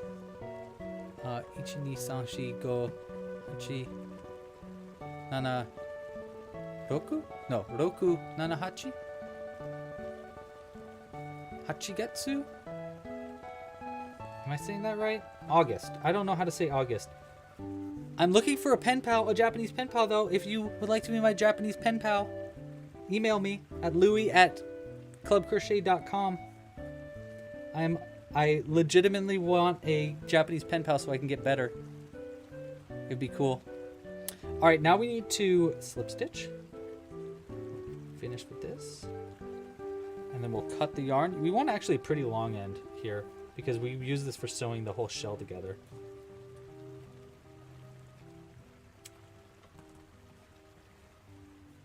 That's how you say it. 8. Is it Getsu? I think it's Getsu. Hachigetsu? Japons.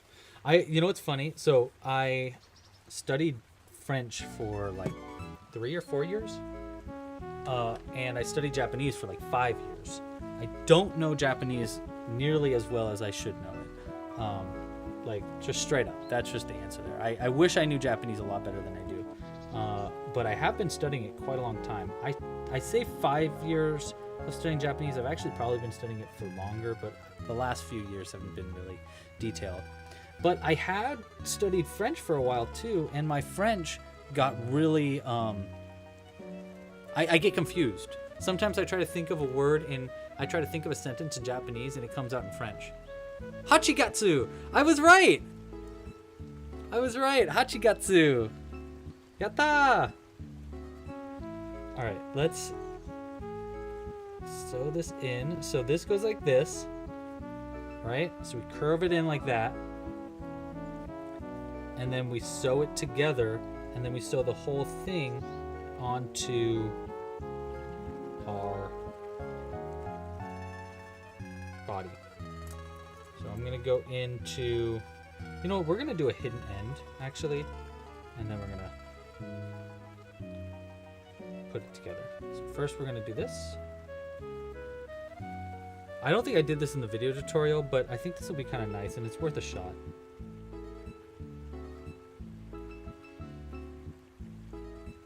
Did I study Japanese with an app? I did study with Duolingo for like 2 years. No, 3 years. Was it 3? I think it was 3 years that I did it on Duolingo. I started in the pandemic. But before that, I took it for 4 years in high school too. And then in college, I took French. All right, so now we go ahead and we just wind. We're gonna wind this up like this. Just like that. Then this end is going to go in to here. And then we're just going to go up. And we're going to sew basically this entire thing together. Like this. Just going to wiggle my crochet hook in. 1 stitch at a time.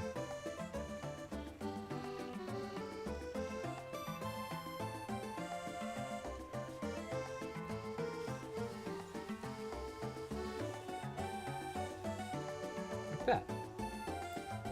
And then I'm just going to do that a few times actually. So we're going to go back in, go in, back to that.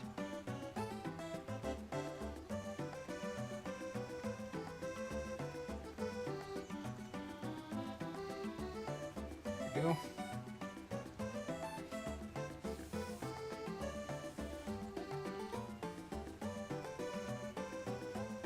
And let's do it again. I'm going to do it 2 more times just to really make sure that this is secured down.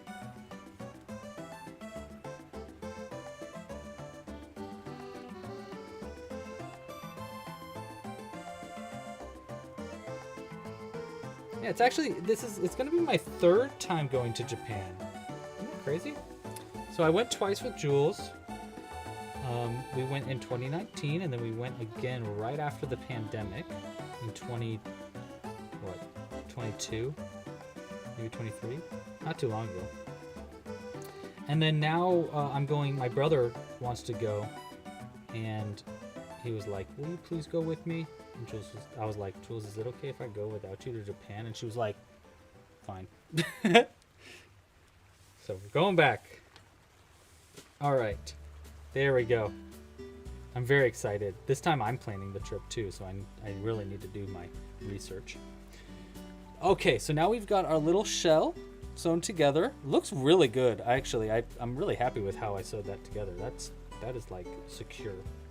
So now what we want to do is we want to sew this onto the back of our snail like that. Pretty easy, not too crazy actually. We're gonna sew it together like this. Okay, so we're gonna go like right here, and then that way we can sew the head up the body like that a little bit so that it kind of sits upright a little bit more. So that's our goal, is we want to get our snail about sitting like this. But first we want to sew it on right here with the end coming right around where the tail ends.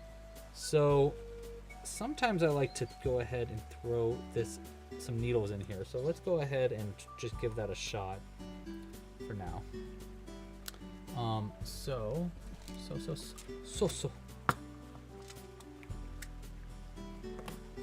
My brother is trying to call me on my cell phone because he doesn't realize that we're live streaming. But I've been actually meaning to call him too, so I'll give him a call after this. I want to show him my new game. All right.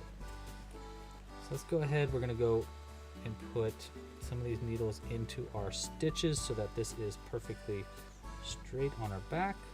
So I know we want one right here. We're going to try not to stab ourselves also. We're going to do one right over here somewhere.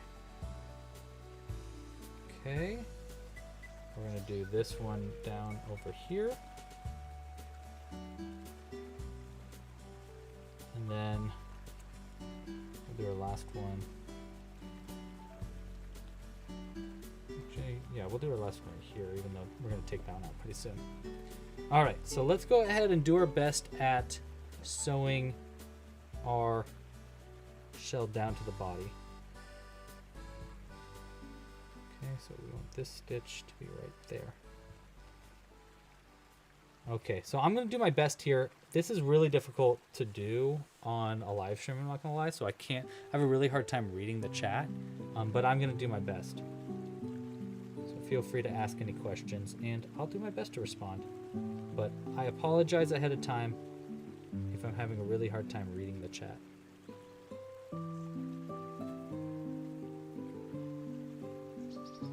This music's nice. It's very soothing.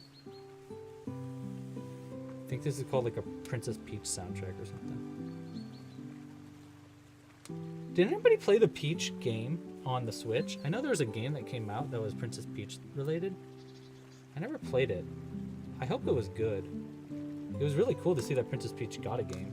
I just never played it, and it was $60, and I was like, okay, well, I can't afford $60 to try this game out.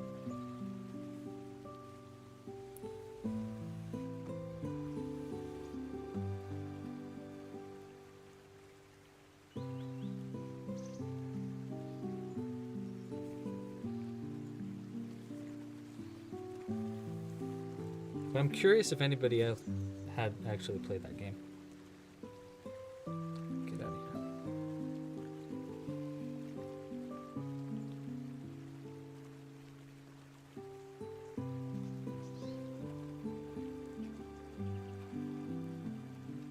Alright, we're going to go right here.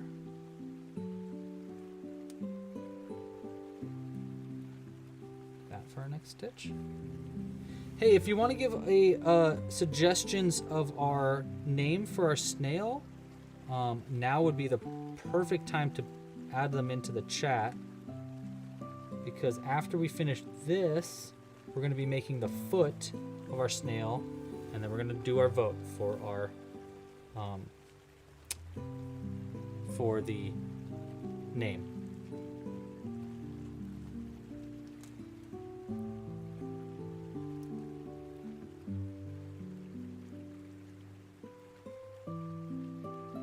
Okay, wait, so if I have this on there, if I sew this in there, then I will have some space. Yeah, we'll make it, because I want to sew this. I for the past two ones these, I didn't sew this on to the head as like thoroughly as I wish I did. So we're going to try to do that on this one a little bit cleaner.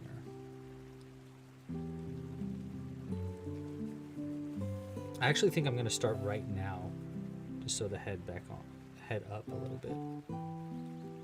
Let me do a few more stitches here of the actual shell, and then I'll try sewing the head up a little bit. Let's do one more right here.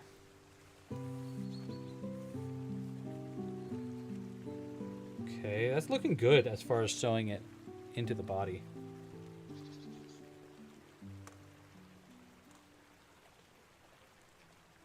Alright, so now I want this to be sewn up, right? So we're going to come out through like right here. Like that.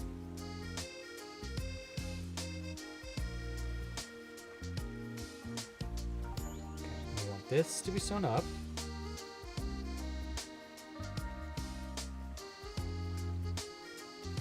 About right there. So why don't we go 1, 2 over. Yeah, we'll try like that.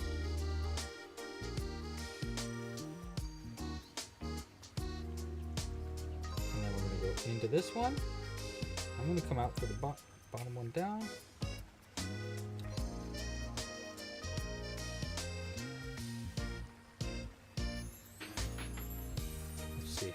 Will this pull our head up a little bit?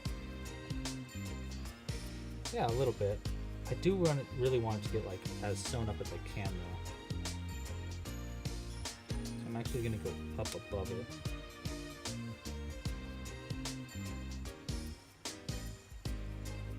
And try to get this part sewn into right there.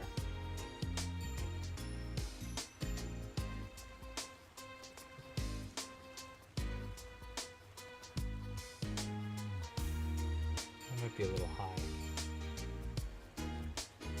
Maybe not.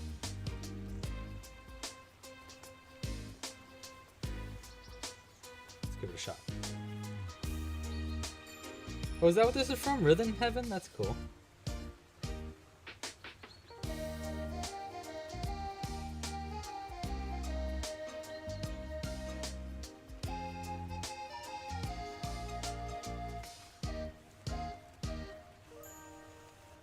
I don't think I've ever played Rhythm Heaven, but you know what game I did play? I've played, there's a game on the Switch called Cascade of Hyrule or something like that. It's like a rhythm game where you're playing with Zelda characters. It's really, really cool. What is it called? It's called, shoot, what is it called? What is it called? It's called, Crypt of the Necromancer, I think, is like the original game that the creators of this new one made. I can't remember the name though, but it's a very unique game. I don't think I've ever played anything quite like it. It's like an RPG, but it is also rhythm based. I think it's pretty cheap in the Switch store too, so it's not like too expensive. It's a really cool game though. If you like Zelda and you like rhythm based games, I definitely think you'll enjoy it. And then we're going to make sure this part at the very bottom there is also sewn down to the tail too. So when we get back around, we're going to sew it down to the tail also. Cadence of Hyrule. Yes, it is tough. It's really tough. That is what it is though, Cadence of Hyrule. It's a good game. I really enjoyed it a lot. I actually think I might replay it. Maybe take a break from playing so much Super Smash Brothers.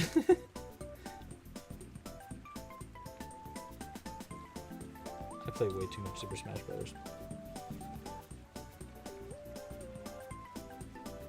Okay, we want one right there.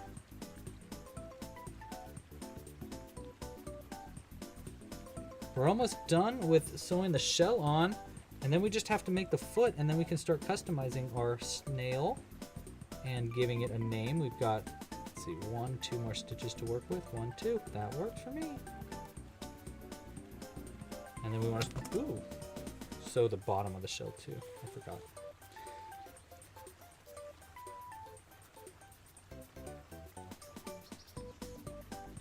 And we'll just go on this one here. And then I'll just try sewing the bottom of the shell in too. So we want this part right there to get sewn onto the tail.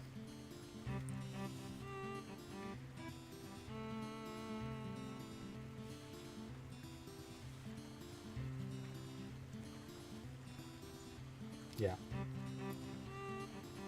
We're going to sew this part into here.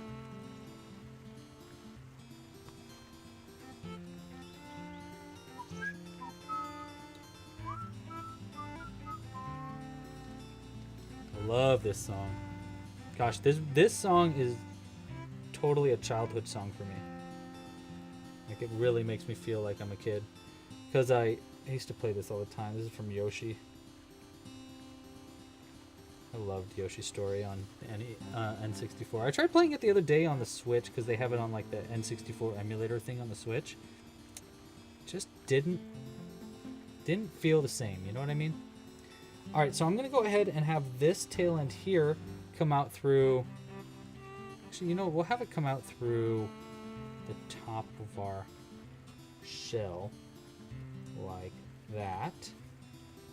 And we're going to leave the tail end there. We're going to pull everything a little tighter. We're actually going to leave that tail end there so that we have it to knot together with the tail end from the foot of our snail, which we're going to make in just a moment.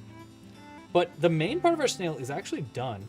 We just have one more bit to make, and then we can add our harness, which I don't even know how we're going to make our harness, but we're going to make a harness. But first we got to make our foot of our snail. So let's go ahead and remove our magnet connection there. We got a magnet right in there, and they sit up actually without even the foot. They sit up pretty well, not too bad, like about what a snail would sit up like. Yeah, Yoshi's Story is really hard. I agree. Okay, is this a new pattern? You bet your bippy. Chibi Tiger. First off, love your name. Lad is a very cute name. And yes, it is. It's a brand new pattern by Curious Papaya that is in the library as of this morning. So it is brand spanking new. I highly suggest you check it out. It's a very good pattern. It's very fun. And obviously, it's crazy cute. Okay, now we need to add our foot of our snail. So we need our glue again. This is one of the most interesting parts of the pattern for me. Oh, look at that, I found a needle right where my foot normally goes. That's good. She does a thing called surface crochet, which is something I've done in crochet before, but I very rarely use surface crochet. And it's actually really fun. It's a really fun way to do the frill at the bottom. Uh-oh, our music paused. I think it has to do with me using the iPad. But I don't know. Where are the stitches? There it is. Okay, so we want to start by making I believe we start with a slip knot. That. Pull out through the very bottom of our piece. One stitch over. Okay. It's a little tighter. And we'll do one stitch at a time here. So we pull through. That. And then we go, do we chain one? I don't even know if we chain one. I don't think we do. I think we just pull a loop through, and then we go into the same stitch here, Oh no, we do have to chain one. Okay, let's try this again. Chain one to get started, and then we do our first stitch. So we're kind of like crocheting in the sides of our stitches down the rounds. It was really hard to explain this in the tutorial, but it is actually a really cool little system that she has here.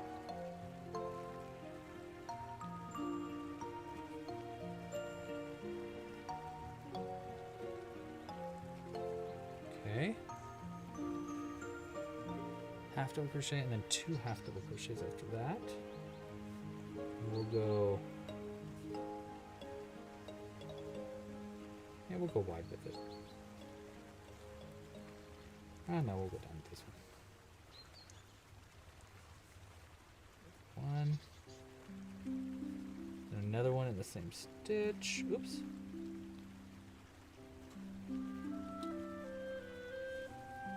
Weird. There we go. Okay, then 3 into the next stitch. 1, 2, oopsies, and then 3. Okay, then 2 doubles.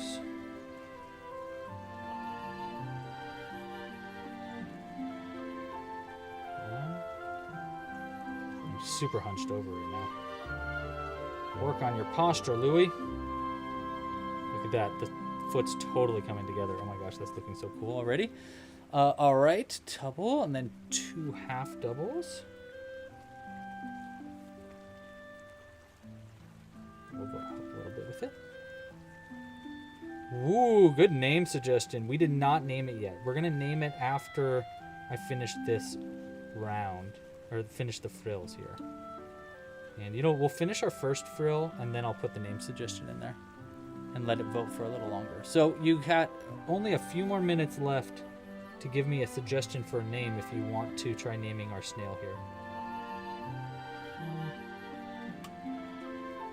And 2.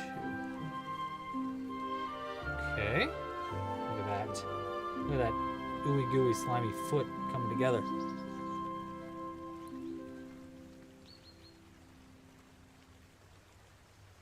Oh, I was supposed to do 2 double crochets in a row for 3 stitches in a row. Let me do that last one again. Let's try that again.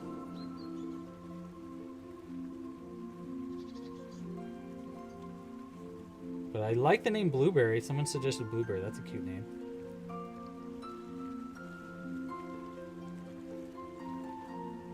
Okay. Another one.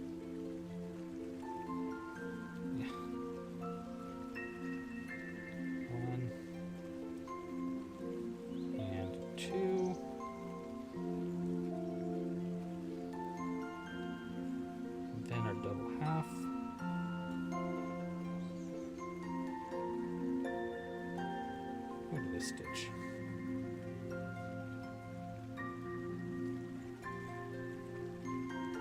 One and 2, and then increase 2.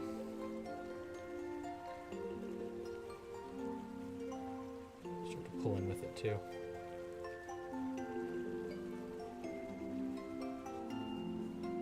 Whew.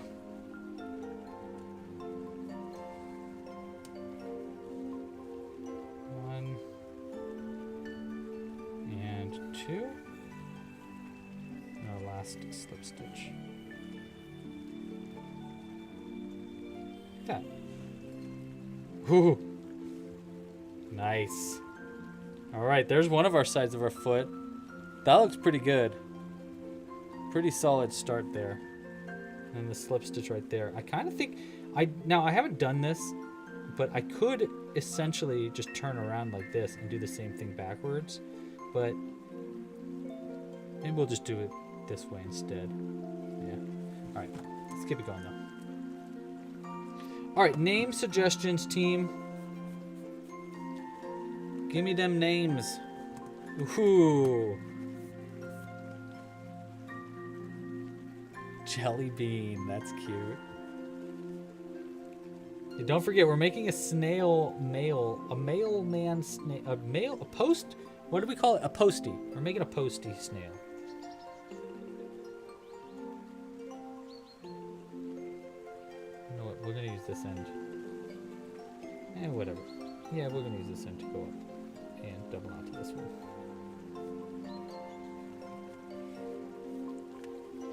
Like that. Boop.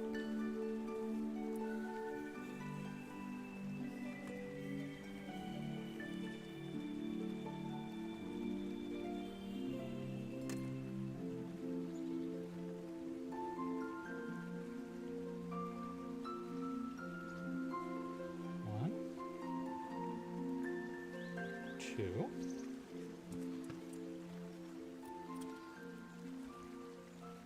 All right.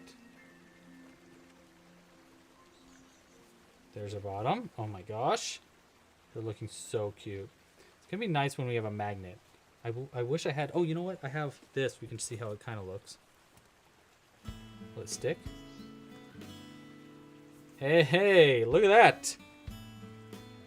That is a strong... Wow, that's actually a pretty strong magnet, too.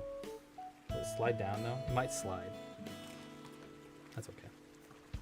Not bad. Not bad. All right. Let's go ahead and hide this other end, and then we'll add, we'll do our names vote, and then I'll make our last foot, and then we can start to customize our snail. It's already 5:38, so we're running out of time, actually. So.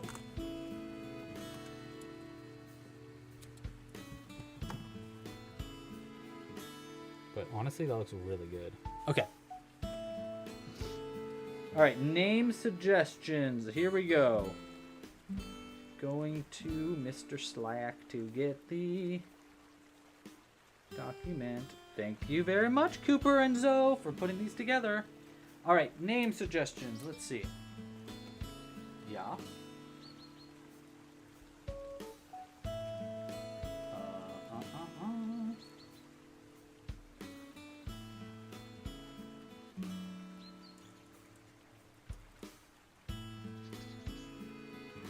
Our male snail.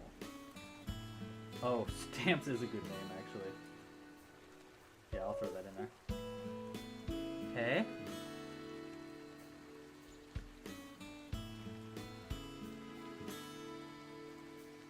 Hi, Cooper.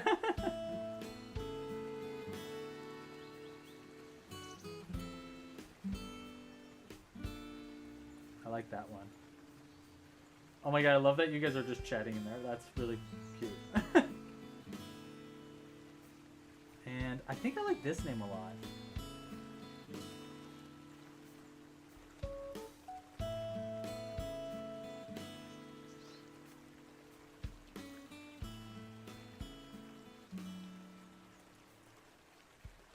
Alright, there's our name suggestions. Name our male snail now. Our name suggestions are between Slowfie, which... Honestly, Slowfie is so good. Slowfie, Stamps, also a great name. Jellybean, super great name. And Roster. I think it was supposed to be Roxy. But, no, Roster was another one. Roster.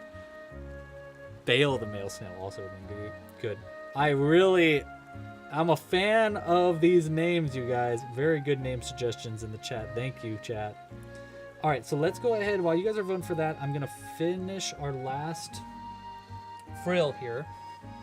And then we can get to making a quick harness for our little male snail. And try customizing them a little bit more, too.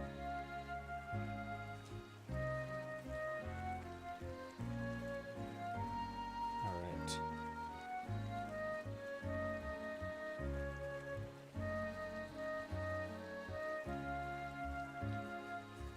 Oh yes, and I'm going to end up doing a hidden end at the back here, because that's what I did in the last one. There we go. Alright. Over the stitches again, increase one, that's the start.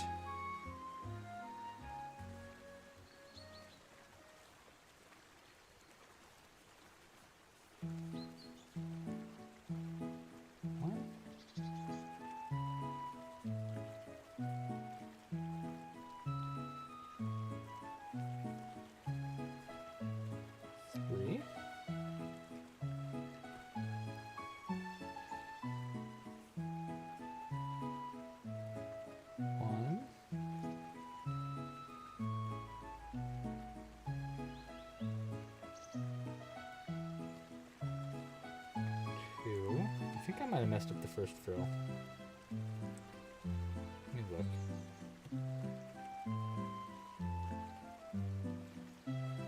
Yeah, it did. Whatever. And then, oopsies, we got some. See, that's what I was saying about stuffing it with threads. Might end up getting some threads sticking through, but that's okay.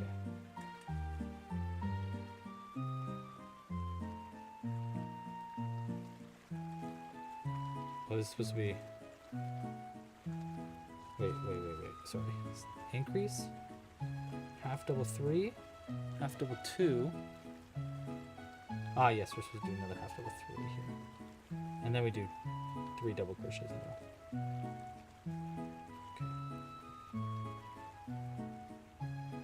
row. 3. And then double crochet for a few stitches in a row.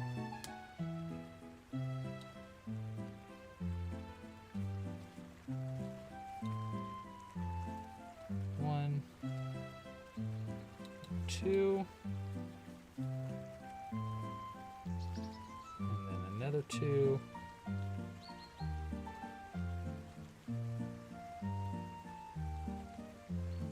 and 2,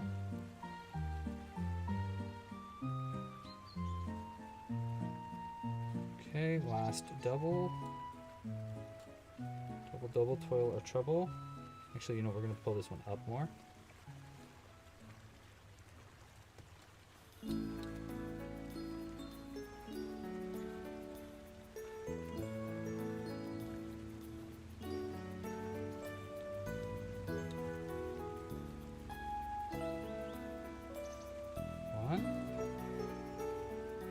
Another one, same stitch.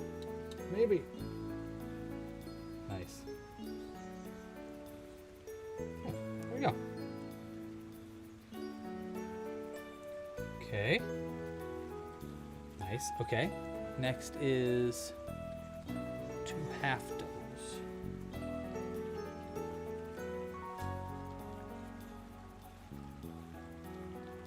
1 and 2. Oh, did I vote for the name? Oh, I did. Okay, cool. Thank you, Danny. I agree. The snail is coming along so well. I think it's looking so cute already. Well, I mean, it's almost done, technically. But we're going to add some extra things in it, too, so.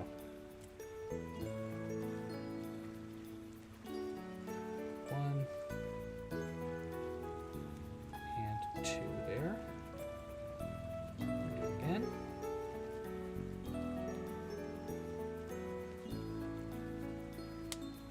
That. I'm going to do, we can end on the same round. I'm going to do one more.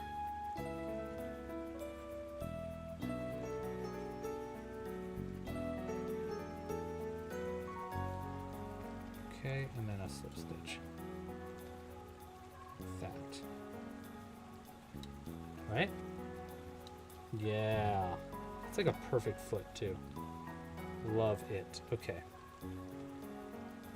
I got a bit of an angle going on, but that's okay. That's on me. I kind of crocheted a little bit over more than I should have. That's all right.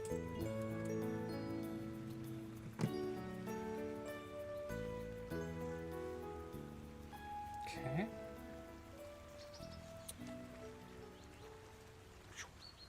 I don't want it to focus there. I want it to focus right here.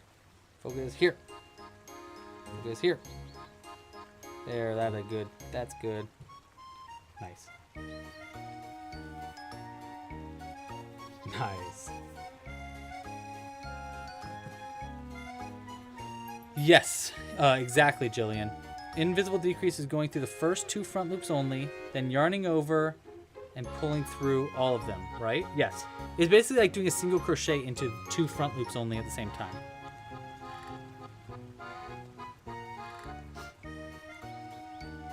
Hello.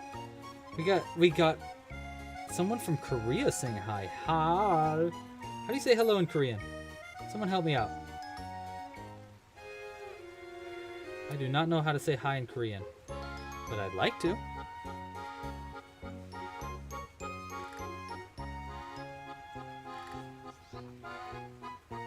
Okay, I'm gonna use this end here to do a hidden end, and then I'm gonna find where the other tail end is.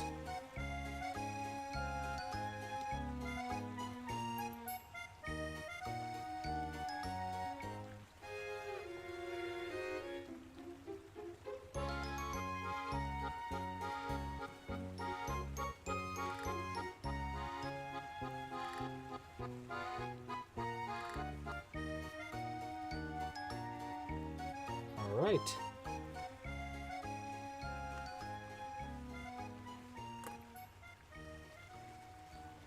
I'll fix that tail a little bit. I kind of goofed up the end. That's okay. I don't think it's that bad, honestly.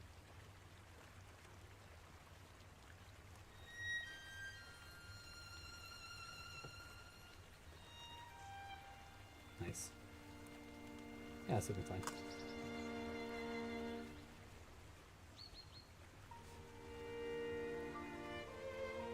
Yeah, I saw someone else do it different earlier too, actually, Jillian. I saw someone do through all the loops of the stitches and go through the next 2 stitches.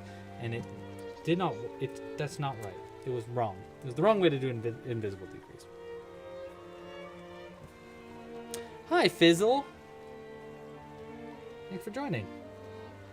All right, again, if you haven't yet, please consider liking this video down below. Give this video a like, subscribe, all that fun stuff. Now, technically, we have our snail finished. You can see how they kind of sit up. Bloop. Kind of sit down a little bit. But they have a little magnet in the bottom of them. And now we want to add a little tiny harness to our snail. This looks pretty cute already, though, honestly. The blue was a good choice. It looks like a sea snail almost, you know? I do wish they would sit up a little bit better. But, you know, what are you going to do? How are you going to tell a snail what to do, you know what I mean? Maybe if we could, like, scoot the little... Oh, there you go. I did it. Wow. All I did was I scooted the nickels back just slightly, and it changed the center of gravity. And now they sit up a little bit better. Wow, that totally worked. That's awesome. I'm actually pretty surprised that that worked so well. Okay. Now we want to make a little tiny harness for our snail. So we're going to throw her to the side. Don't worry, we still got to name her. So you got chances to name them. We're going to use brown for the harness. I just feel like that's the right move. And where do we want the harness to be? Let's grab our little gnome here. We want it probably to be right here, right? So probably like a little rounded edge there with maybe 2 little corners that can go down, which we can strap down under our piece, and then do another strap maybe around the back of the snail part so that it sits there. And then we'll put 2 new straps that go around the front of our snail, or we'll do a little string with a carrot at the end, and then we'll put a bunch of mail. Well, maybe we'll do like a big sack with mail in the back too. That'd be kind of cute. All right, let's go ahead and get started on that, because that's kind of a lot to ask for. I think that'll be fun though. So to start, I'm going to make basically a little oval that'll go right here on the inside of between the shell and the body. And I'll probably say what this pattern is out loud, just in case someone later is watching this live stream and wants to make what we're making. Give our snail right there. But I don't know. I might end up writing this down. I don't know. Okay, so it's going to be a slip knot.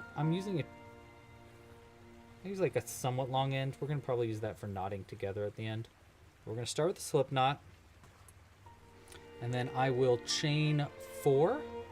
1, 2, 3, 4. I'm going to skip our first chain, and we're going to single crochet into the next 2 chains. So there's 1 and 2. I'll move this girl out over just a little bit. Let's move that one out too.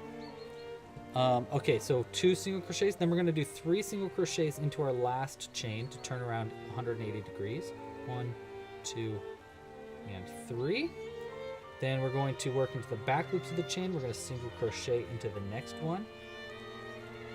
Just 1. And then we're going to do an increase into our last chain right here. 1 and 2. And then I'm going to slip stitch to the very first chain that we made to finish the round up. Or, I'm sorry, the first single crochet that we made to finish the round up and turn our piece around. You can see how it makes this itsy bitsy oval. Now we're going to increase this oval up a little bit we're going to do a single crochet into our first stitch, starting in the next stitch over. And then we're going to do 3 increases in a row into both stitches. 1, 2, 3 in a row. 1, 2, 1, 2. And then we'll repeat that twice. So now we're going to single crochet 1 in the next and do 3 increases in a row again. 1, 2. Our last increase should go into the same stitch that we made our slip stitch last round. So our last increase goes into that slip stitch. Okay, so there, now we have this nice little oval, and this is going to go right here. And I kind of think it actually might already be big enough of an oval, you know, for our harness. I suppose we can maybe go 1 bigger.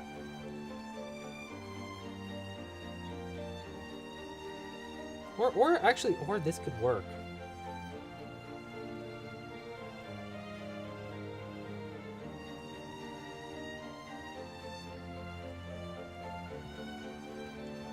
Yeah, let's make this work. I think that's gonna work. So what we're gonna do now is I'm gonna start to do a bottom of this. So I'm just making this up, obviously, but I'm gonna work into the back loops of my stitches, and I'm gonna do slip stitch 1, 2, let's say 3 slip stitches in a row, and then I'm gonna do 1 single crochet, and then I'm gonna do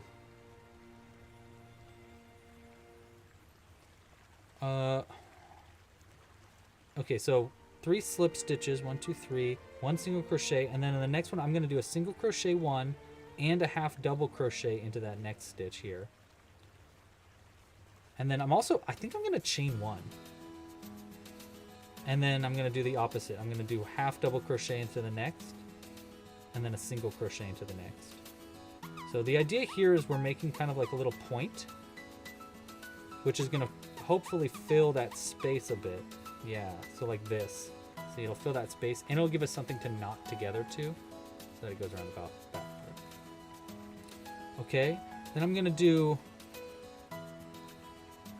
hold on, I'm thinking. Single, 1, 2, 3 slips, single, and then do that thing again. Yeah, so then we're just gonna repeat that process again. Same exact thing working in the back loops. So, oh, I'm sorry, we're gonna finish with the single crochet.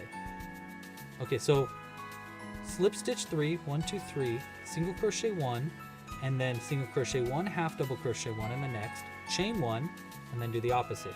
Half double crochet 1, single crochet 1, and then stitch after, and then single crochet 1 in the back loop. And then I'm going to basically repeat that again. So 3 slip stitches, 1, 2, 3, and then a single crochet, still all in these back loops. And then in this next one, we're going to do 1 single, 1 half double, then chain 1, and then the opposite, 1 single,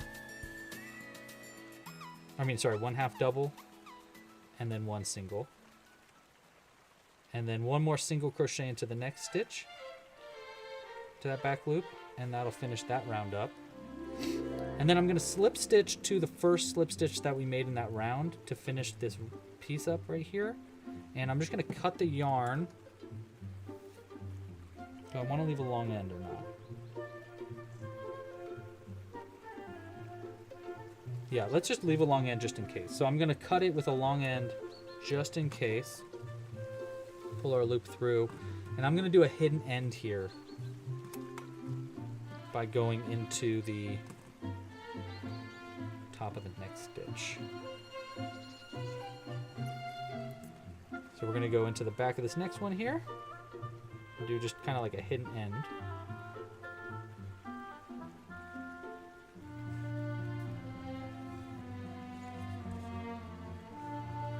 Like that.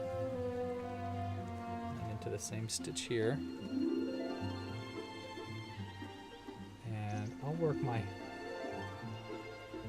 loop around a bit. I'm going to work the tail end here over just a few stitches. I'm trying to work my way over to one of these chain ends. right? Like that.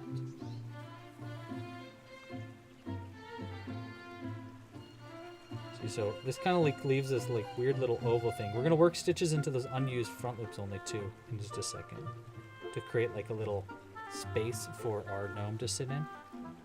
But see, this is gonna go like this, right there, and then these parts are gonna hold down. So it's gonna be like boom, boom, like that, held down, and then these, we're gonna have a string. We're gonna have one rope that goes under to this other side, and then another rope that goes around the back side to keep the harness in place.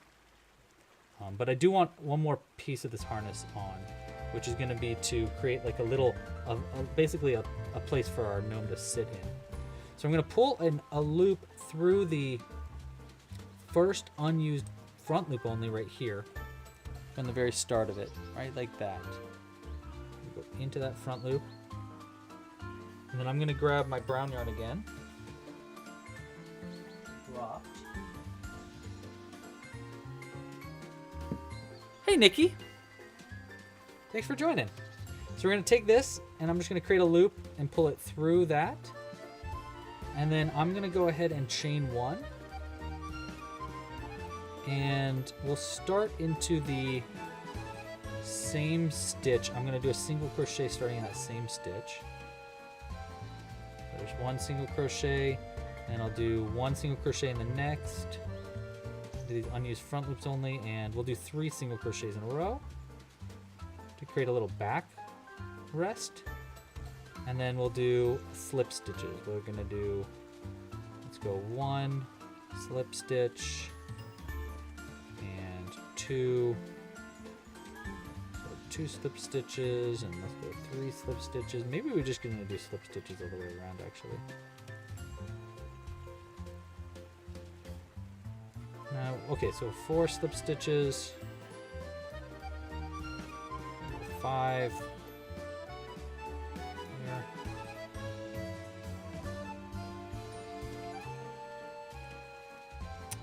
And, you know, okay, so we're gonna do a 6 slip stitch here, and then we're gonna chain, I'm gonna chain 2, and then do another slip stitch into the same stitch. This will create maybe like the looks of like a little handle. Yeah, that's pretty good actually. That's exactly what I wanted. Okay, and then we'll just keep slip stitching around. 1, 2, 3. We'll go 4. And then we have one more stitch right here. And we'll just slip stitch in the last one too. Okay. So just to reiterate what that round was, we pulled a loop through the first unused front loop only from that other round. And I did I chained 1, and we did a single crochet into the same stitch. Then we did a single crochet in the next 2. So 3 single crochets in a row. And then it was like 1, 2, 3, 4, 5, 6 slip stitches, chain 2, then slip stitch 1 to the same stitch. And then we have 1, 2, 3, 4, 5 slip stitches in a row after that to finish up the round. Then I'm going to cut the end. We're going to do a hidden end here with this end too.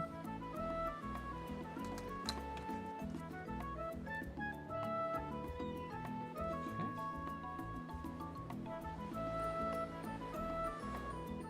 Go through both loops here. Both loops, and I'm just gonna have it pull through on the inside. That. There, now we have this little tiny space. So the idea is that's where our gnome will sit like that. And we're gonna do a magnet on that too, so that it stays in place. Actually, you know what, I'll just go ahead. No, we don't need to right now. We'll do it in a second though. And then this is gonna go right here. And then we're gonna have this harness go around the back side and around the front side to keep it in place. And then I might add like a satchel here filled with mail. I think that'd be fun. Okay.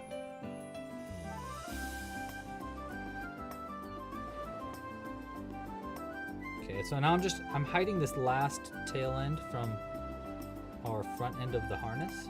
So I'm just basically pulling it on the inside, and I'm going to double knot it together to our unused, or to our one of our tail ends here. Probably this end right here. So I'm going to double knot these two together and just cut these two close so they're not in the way anymore. Quick little double knot there. Nice. Okay. Cut that close. Nice with our dull scissors. Okay, now the last part is we want to get this all sewn on. So what we're going to do is I'm basically going to pull this out. We have two long ends here. We're going to take this longer end first.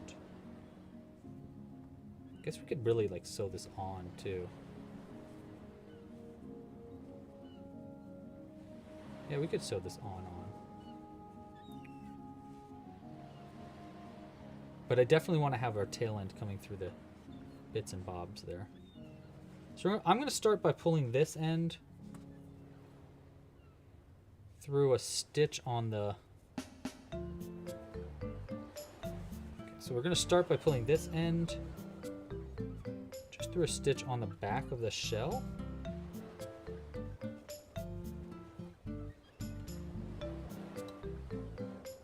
Here-ish. And then I'll just have it come out through somewhere on the bottom of our shell. For now. Essentially just to keep that in place. With this other end, I'm gonna pull it. Let's go ahead and thread our longer end here on our darning needle. And I'm gonna go through a few stitches on the back here to work my way around to one of the ends of our harness, just like this. Two, we'll go into this one right here. Maybe.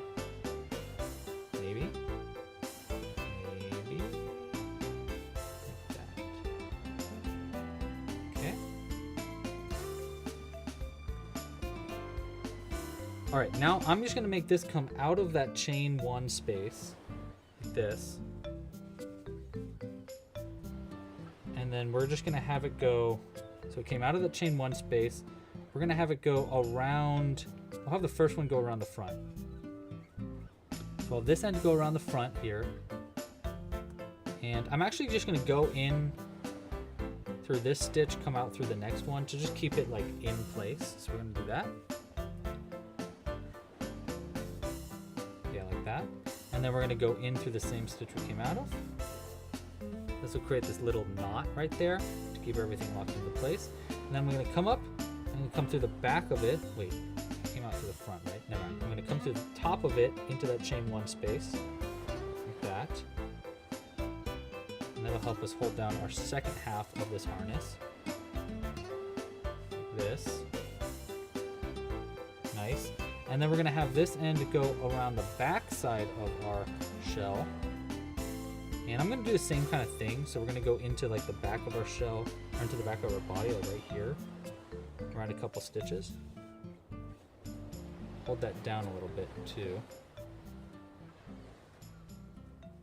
Yeah, like that. And I'm going to go through the same stitch and come out through the same one right there. Nice. And then I'm just going to come all the way up and in through the top of this chain space. Then I'm going to go into the body of the shell, I guess in through the shell, and then out through where the other end, tail end is. That way we have something to double knot to. And that should keep everything in place. We shouldn't have to worry about anything coming undone. Now we have this cute little harness on it, which honestly, I think that looks pretty good. That looks pretty great, right? I like it. I like it. Okay, so next up, I'll just double knot these two together. We'll add a magnet in it where we can add our gnome sitting on it too.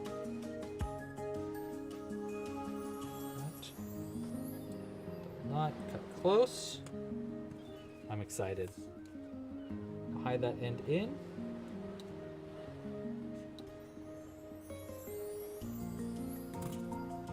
That.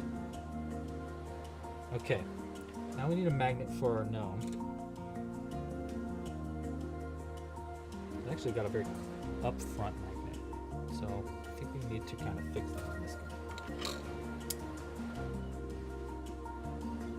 I'm trying to move his butt of our magnet on our gnome over a little bit, and then we'll go.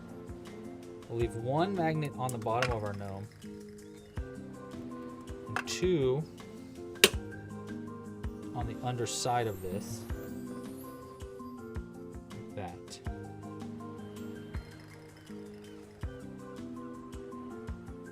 Right? And now we have our gnome writing it. Okay, we need to add something to the back of, oh my gosh, that looks so good though. That looks so good. Look at that.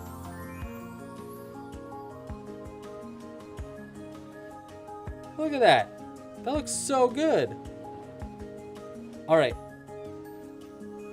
So first off, that's really cute. And I love it. But I do want to add a little bit of weight in the back here. And the way I want to add some weight is I want to add a little sack of mail. But I'm going to put some nickels into the bottom of the mail bag too.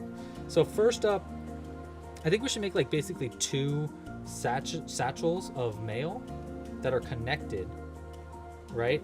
And then I'll just fill them with stuff. So it'll just be basically like two big old satchels with a flap over it. And then we'll just connect them.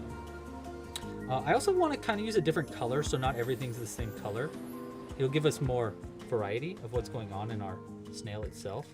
So what we'll do is we'll leave this guy, we'll let him hang out for a second. Let's go and grab, I'm going to grab some different, let's use this color because I think this makes really cute satchels too. So we'll grab this one.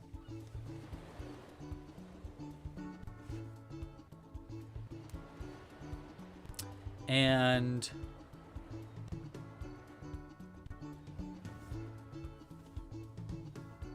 we're gonna make a satchel. We don't need the satchel too long. Essentially what I'm gonna do is I'm gonna start this the same way as I did with the harness. We're gonna chain 4, 2, 3, 4, maybe longer actually. Yeah, we're gonna chain 5, 6. Okay, chain 6. Then we're gonna skip the first chain and we're gonna single crochet in the next. We're gonna single crochet 1, 2, 3,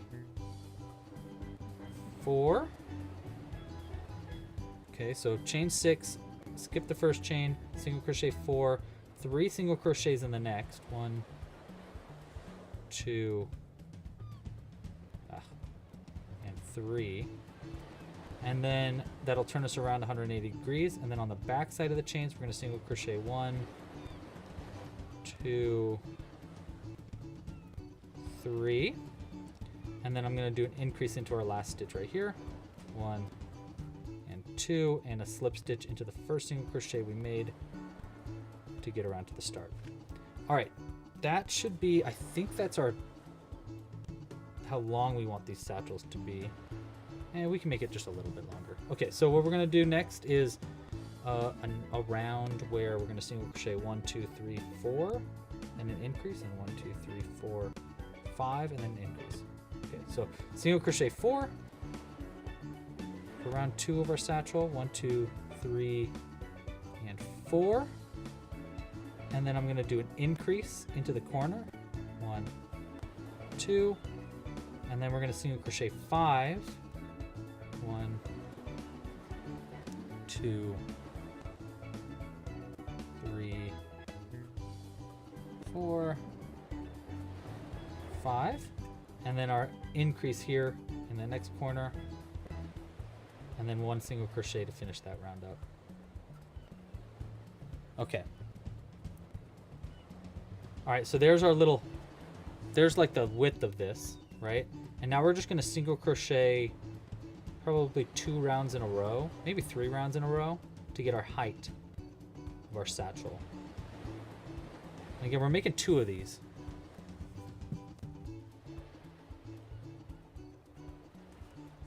Yeah, our snail desperately wants some weight because now that we added that gnome to the front, it's way front weight heavy. It's funny. Okay, so I'm gonna do 3 rounds of single crochet here.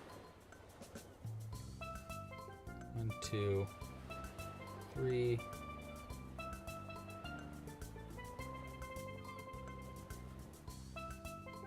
Thanks, Patricia. I agree. I think this one's looking really cute.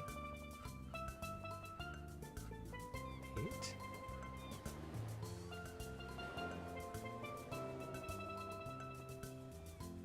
9. 10. 11. 12. And 13 finishes that round up. Nice. Okay, yeah. At least 3 rounds up.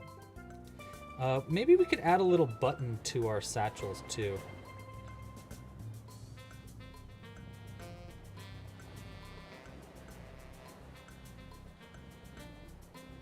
And I got so extra with this that we way went over time. I was supposed to finish at 6. Oopsies. But you know what? This is really cute, so what are you gonna do? Maybe we'll just make the one satchel right now and make the other one later. I don't know. It's getting late. It's getting dark out even. Because we could add the satchel right to the back like this. Oh, but I really like the idea of having 2 on the sides. I don't know. Actually, 1 on the back might be good enough. No, I think it'd be cute. It'd be really fun to have like a big pack up here too.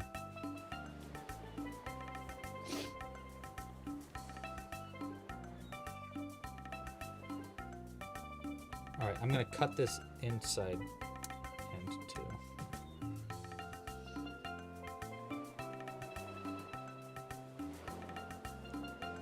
Alright, at least this is our, I think this is our last round of height for this satchel. I don't know though.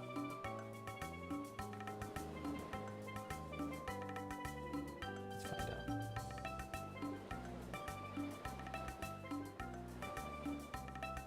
Hi Gretchen, how are you? Thanks for joining the little stream. Last stitch. Okay. Is that tall enough for our satchel is the question. In everyone's mind. Yeah, I think that's pretty good. And then we just do rounds over so that it hangs over it.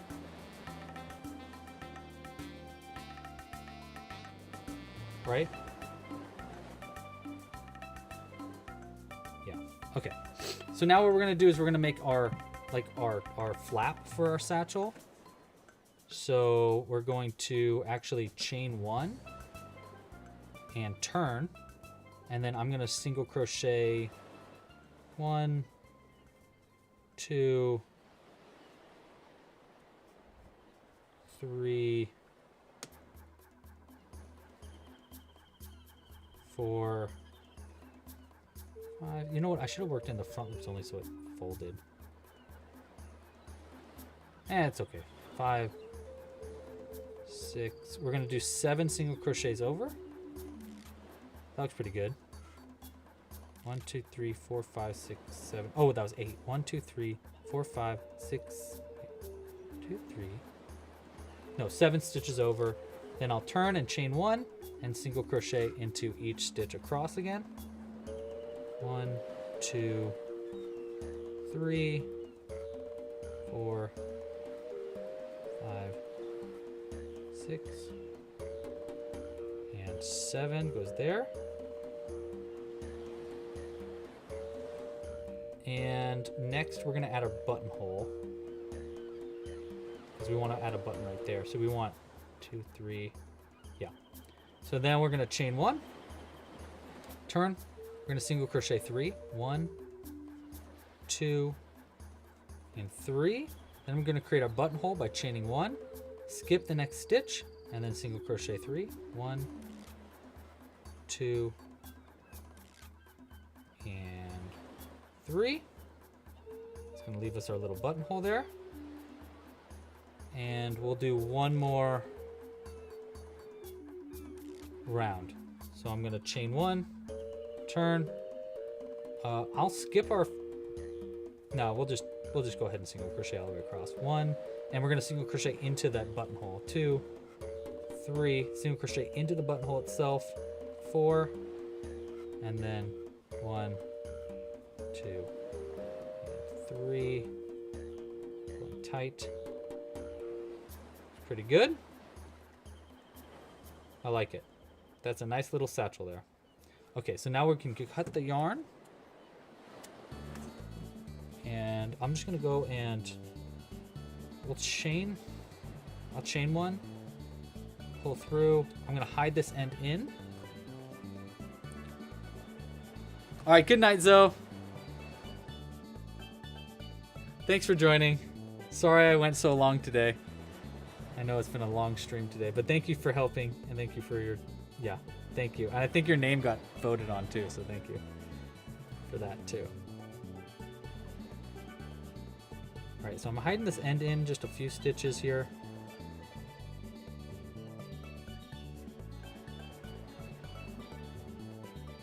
Okay. Pretty good. Cut that end close. And why don't we go ahead, we'll sew a button on.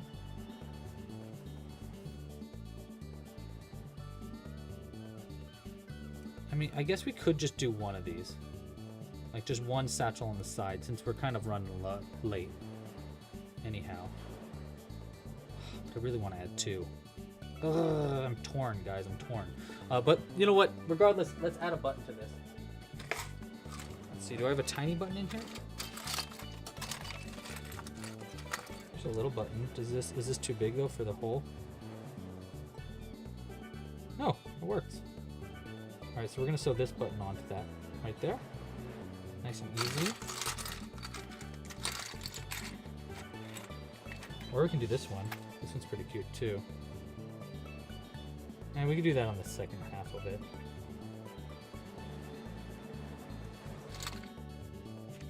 Okay. And for the color of what we're sewing this button on with, let's go with this purple. It matches the shell.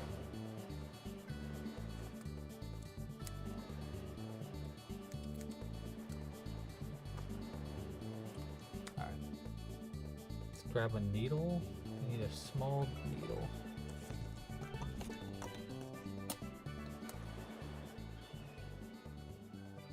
Too small? That's way too small. I can't get this. We'll use this very small needle. Look how long this needle is. All right. Thread that. Let's start with this one. We want the button to be, got it, coming out right there. Okay.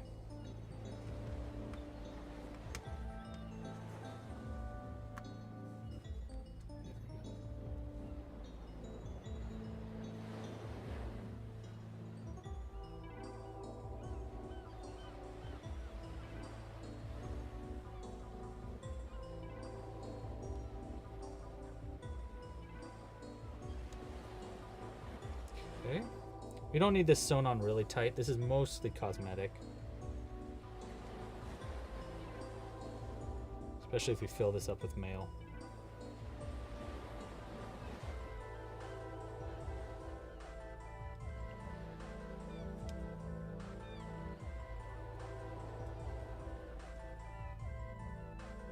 All right, there we go.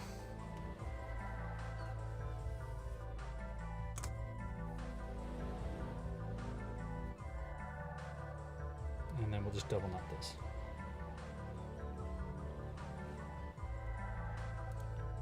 One. And 2. Okay, we got a satchel. Do I want to make a second one? I mean, we've come this far. I feel like we should.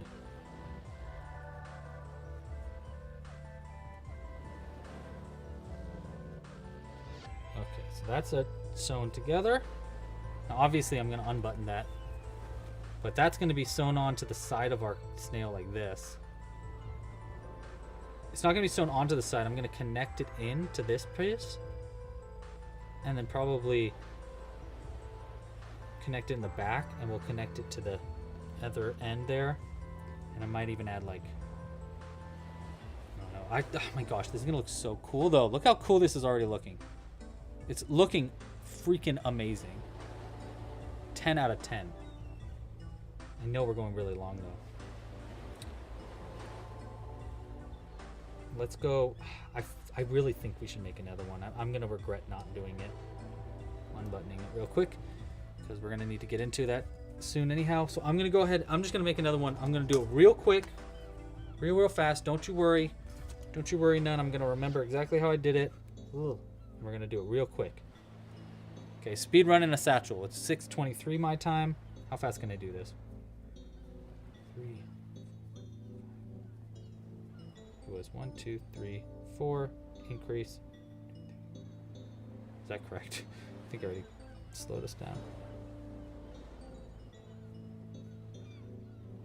1, 2, 3. Yes. Okay. Yes. Okay. Here we go. 1. Oops. 2, 3, 4, and then our 3 stitches in this side.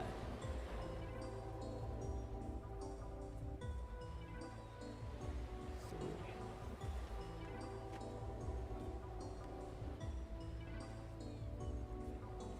1, 2, 3, and our double increase here.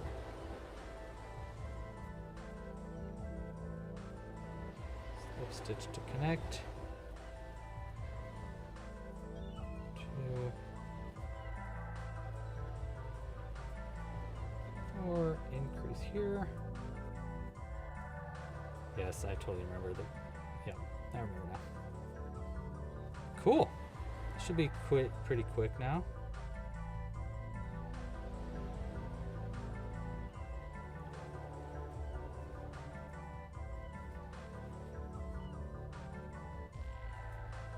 Wait, did I miss a stitch? No, I didn't. Cool.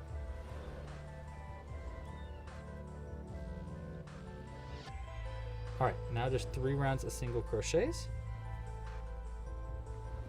Cut this inside stitch into 2.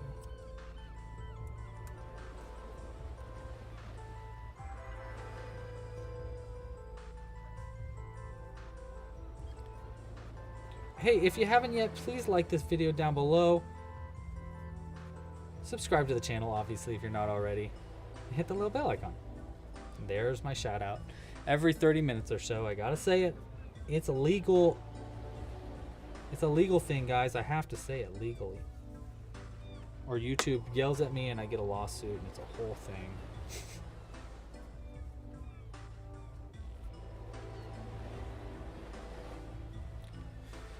All right. There's 1 round done. I want 3 rounds of this, I think. Yeah. Yeah, 3 rounds of height.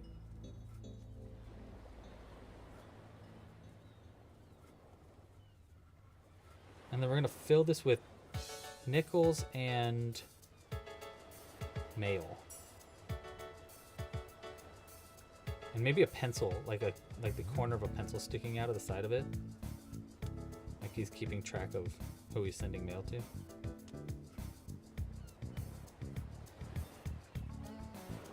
Alright. Almost done with our second satchel.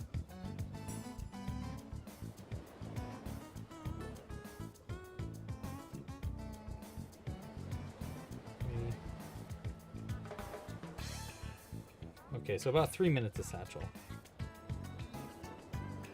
That's not too bad. Okay, now I chain 1, and turn, and then single crochet 7 across.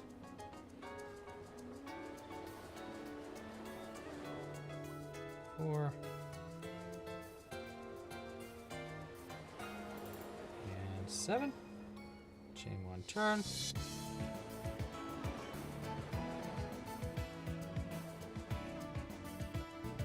It was 4 rounds total, right?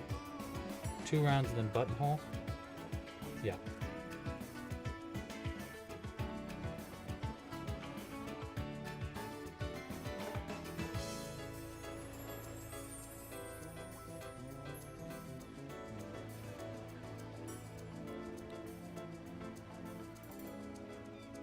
1, 2, 3.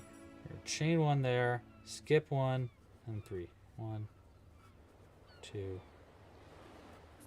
and then we'll do it again. Chain 1, 1. Okay. Satchel number 2. It's all crocheted. I think this is the last crocheting that we're going to do today.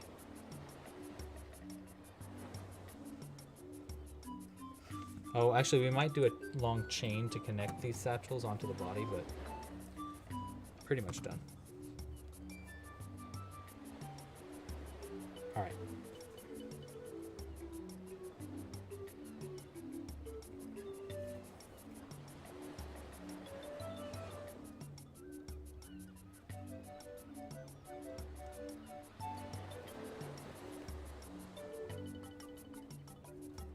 Nice.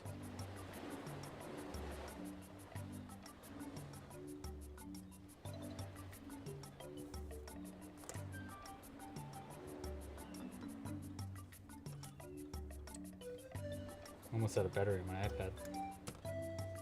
Pretty good though. All right, now let's sew on our other button. Where did that other button go? Make sure this fits through the hole. Yeah, that'll work.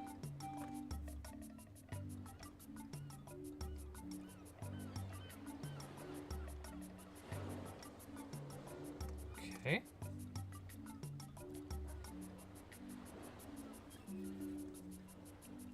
Satchels need their own tutorial. I totally agree.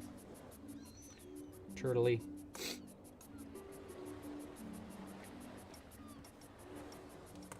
Let's try this again. Boom. Boom. Yeah. Perfect.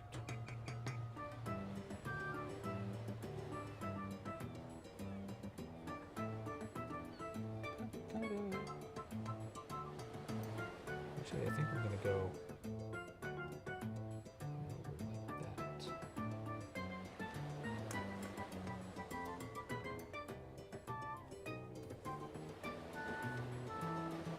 Cross.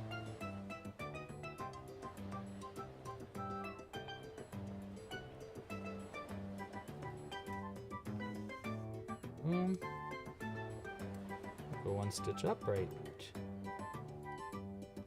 there.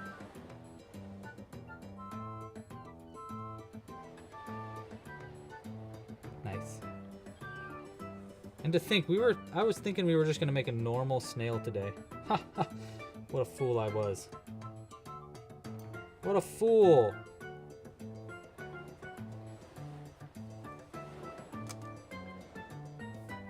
Alright. Button on.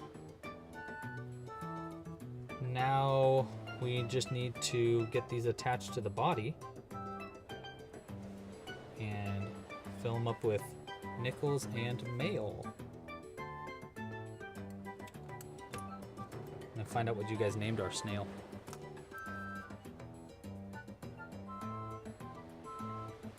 So it goes over like that. All right, so let's connect these onto the body. We want one on either side here, right? And what we're going to do for that is I think we're going to connect the back of these with a chain first. And then I'll sew the chain in to the body. Or to the shell itself, rather. And then I'll connect these two with just like a little bit of string to keep them in place. Okay. So we're just gonna make a slip knot here with yarn. I'll leave a little bit of a long end so that we can use it for hiding that other end too. So make a slip knot, and then I'm just gonna pull that through that chain or the stitch on the corner here and create a chain. And then this is gonna go across, so we're gonna need at least like 1, 2, 3, 4, 5, 6, 7, let's say 8 chains. Let's try that. I'll go there and connect to the back of the next chain over, or the next side. So this would be like connected like this, you know? So that would get connected to there. Like that. And we'll just slip stitch to that. We'll slip stitch to this corner like this. Maybe. Yeah, like that.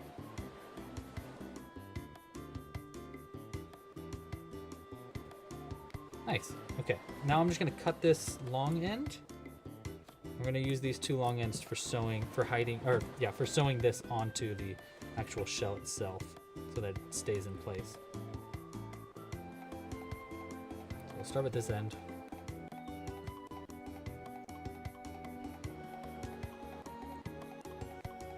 Go into that same stitch.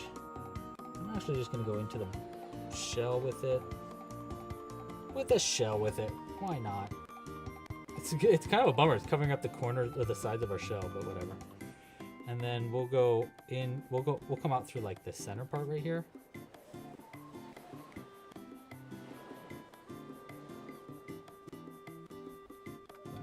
That.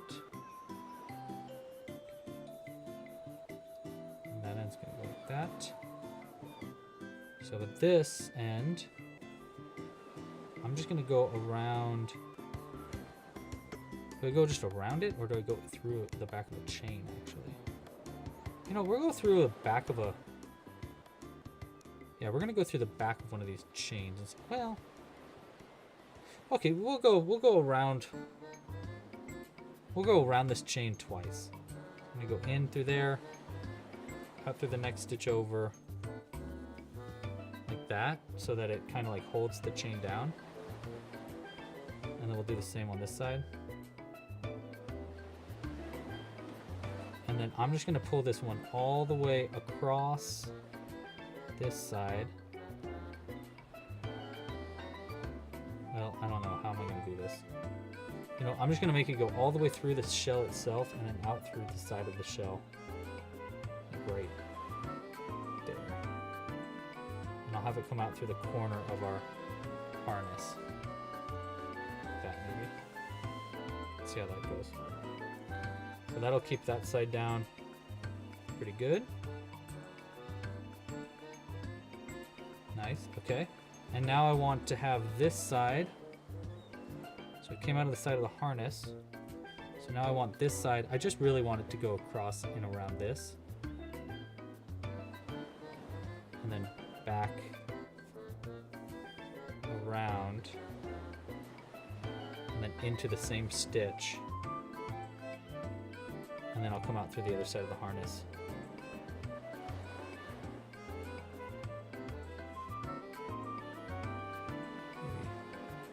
Right there.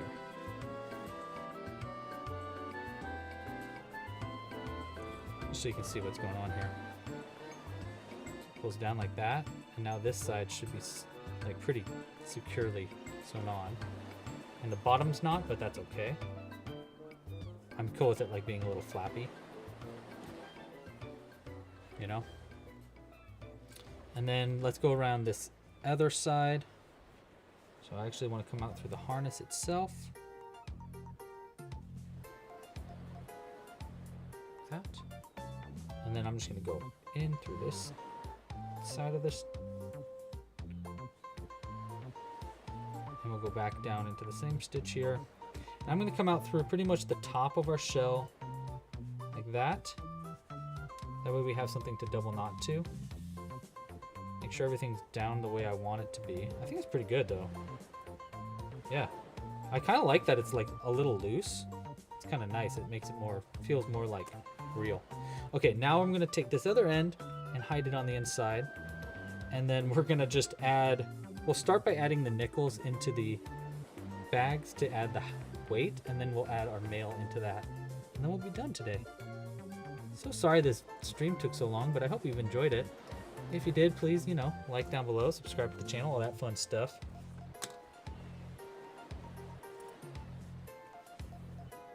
And I'm gonna go get dinner after this.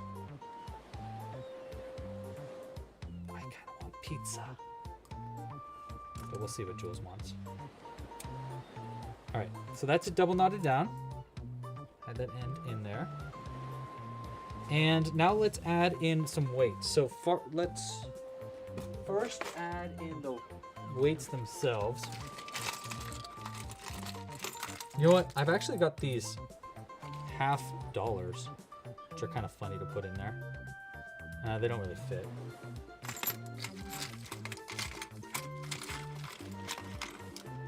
One, two. We got 4, 3, and 4. We've exhausted our nickel supply. It's time to go to the bank. All right, let's go ahead and throw these in the pockets to start. Is this enough weight to keep you weight up?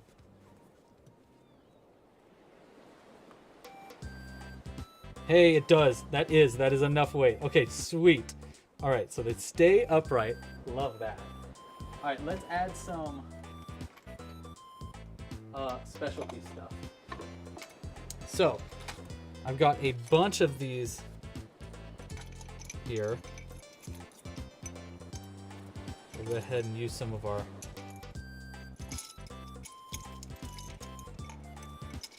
these. Hey, maybe we'll add even that in there. Okay, let's start with the mail itself. So going through, I'm gonna curl them in like this, but let's go ahead and look at the ones that are curled. We got this one from Panda Express. Strive to broaden your horizons each day. That's cute. Into the satchel you go. Okay, I don't think we need too many, probably like 4 on each side. Your upbeat nature will attract unexpected allies. Ooh, I like that one. That one's cute. It's like charm person. Put that there. Look around. Happiness is trying to catch you. Oh, that's a cute one too. These are all so sweet.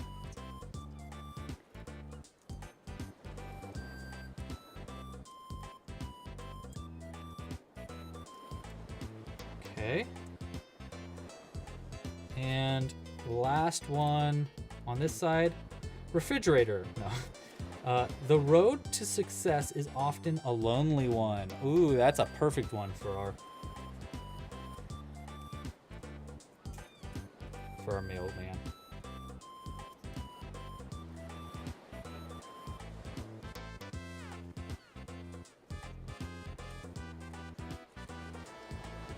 Okay, so there's 4. Do we button it down or do we keep it open? Let's just keep it open. We'll keep this side open. And then let's add our 4 to the other side. You will be called to fill a position of high honor and responsibility.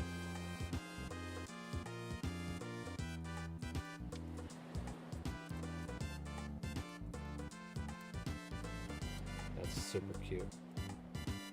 Okay.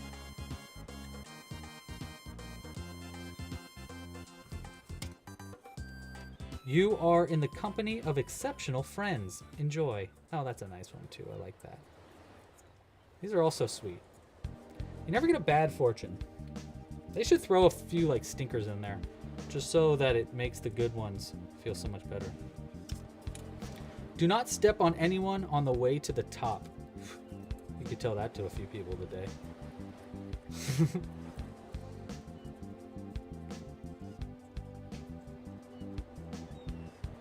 Okay. And last one for today. Let's see, which one do we want to go with? Let's go with this one. Soon you'll have a chance at a profitable transaction. Okay. We got a lot of fortunes today.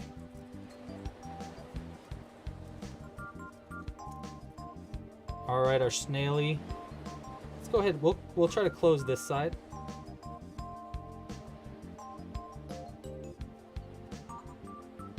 Like that. And we'll have this side open so they can reach the mail. And do we give our gnome like another extra mail too? I wish his magnet was more on his back side. which I tried to fix before. Let's see if I can fix it. Because I want it to be like kind of sitting upright. Yeah, so like more like right there. There. Okay. There, that way he'll sit like more upright.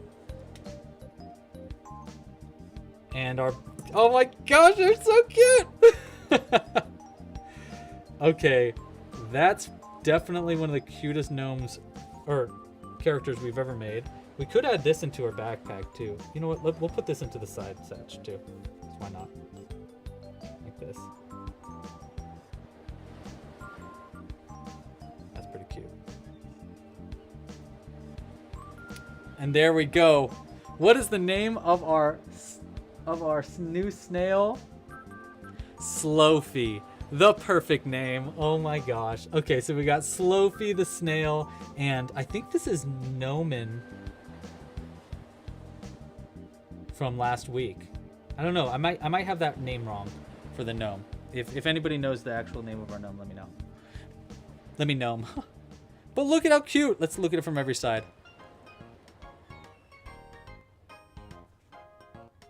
Look at how cute that is. Oh my gosh, she's adorable. Slowfy, girl, look at you. Oh my gosh, that's so cute. That is so cute. Oh my gosh, my mom is gonna want to steal that from me so bad. Okay, guys, 10 out of 10 stream. A little long, but gosh almighty, is that not one of the cutest things you've ever seen in your life? That's a long stream though. All right, guys, thanks again for watching. If you want to get this pattern, it's available for free only for a few more days till the end of the weekend. So check it out right up here, clubcrochet.com/snail. Thank you so much again for watching. If you would like to consider a membership, it would help the channel out a lot, and you'll get permanent access to this pattern and a whole library of tutorials. You can learn more at clubcrochet.com, but thank you to everybody that is a member and has helped out. Special thanks to our supporters today. We have Tina, Jody, and Crochandro, which is this one right here. Thank you so much for your support today. Please consider purchasing merch and kits in the store. Make sure to like this video down below, subscribe to the channel if you're not already subscribed, and I'll probably see you again on Sunday where we're going to be making a special dinosaur crochet along, so make sure to subscribe for that. All right, guys, thanks again for watching. Pasta la pizza, happy hooking, and I'll see you in the next one. Bye. Oh yeah, and oh my gosh, stop, you hang up first. Oh. Bye.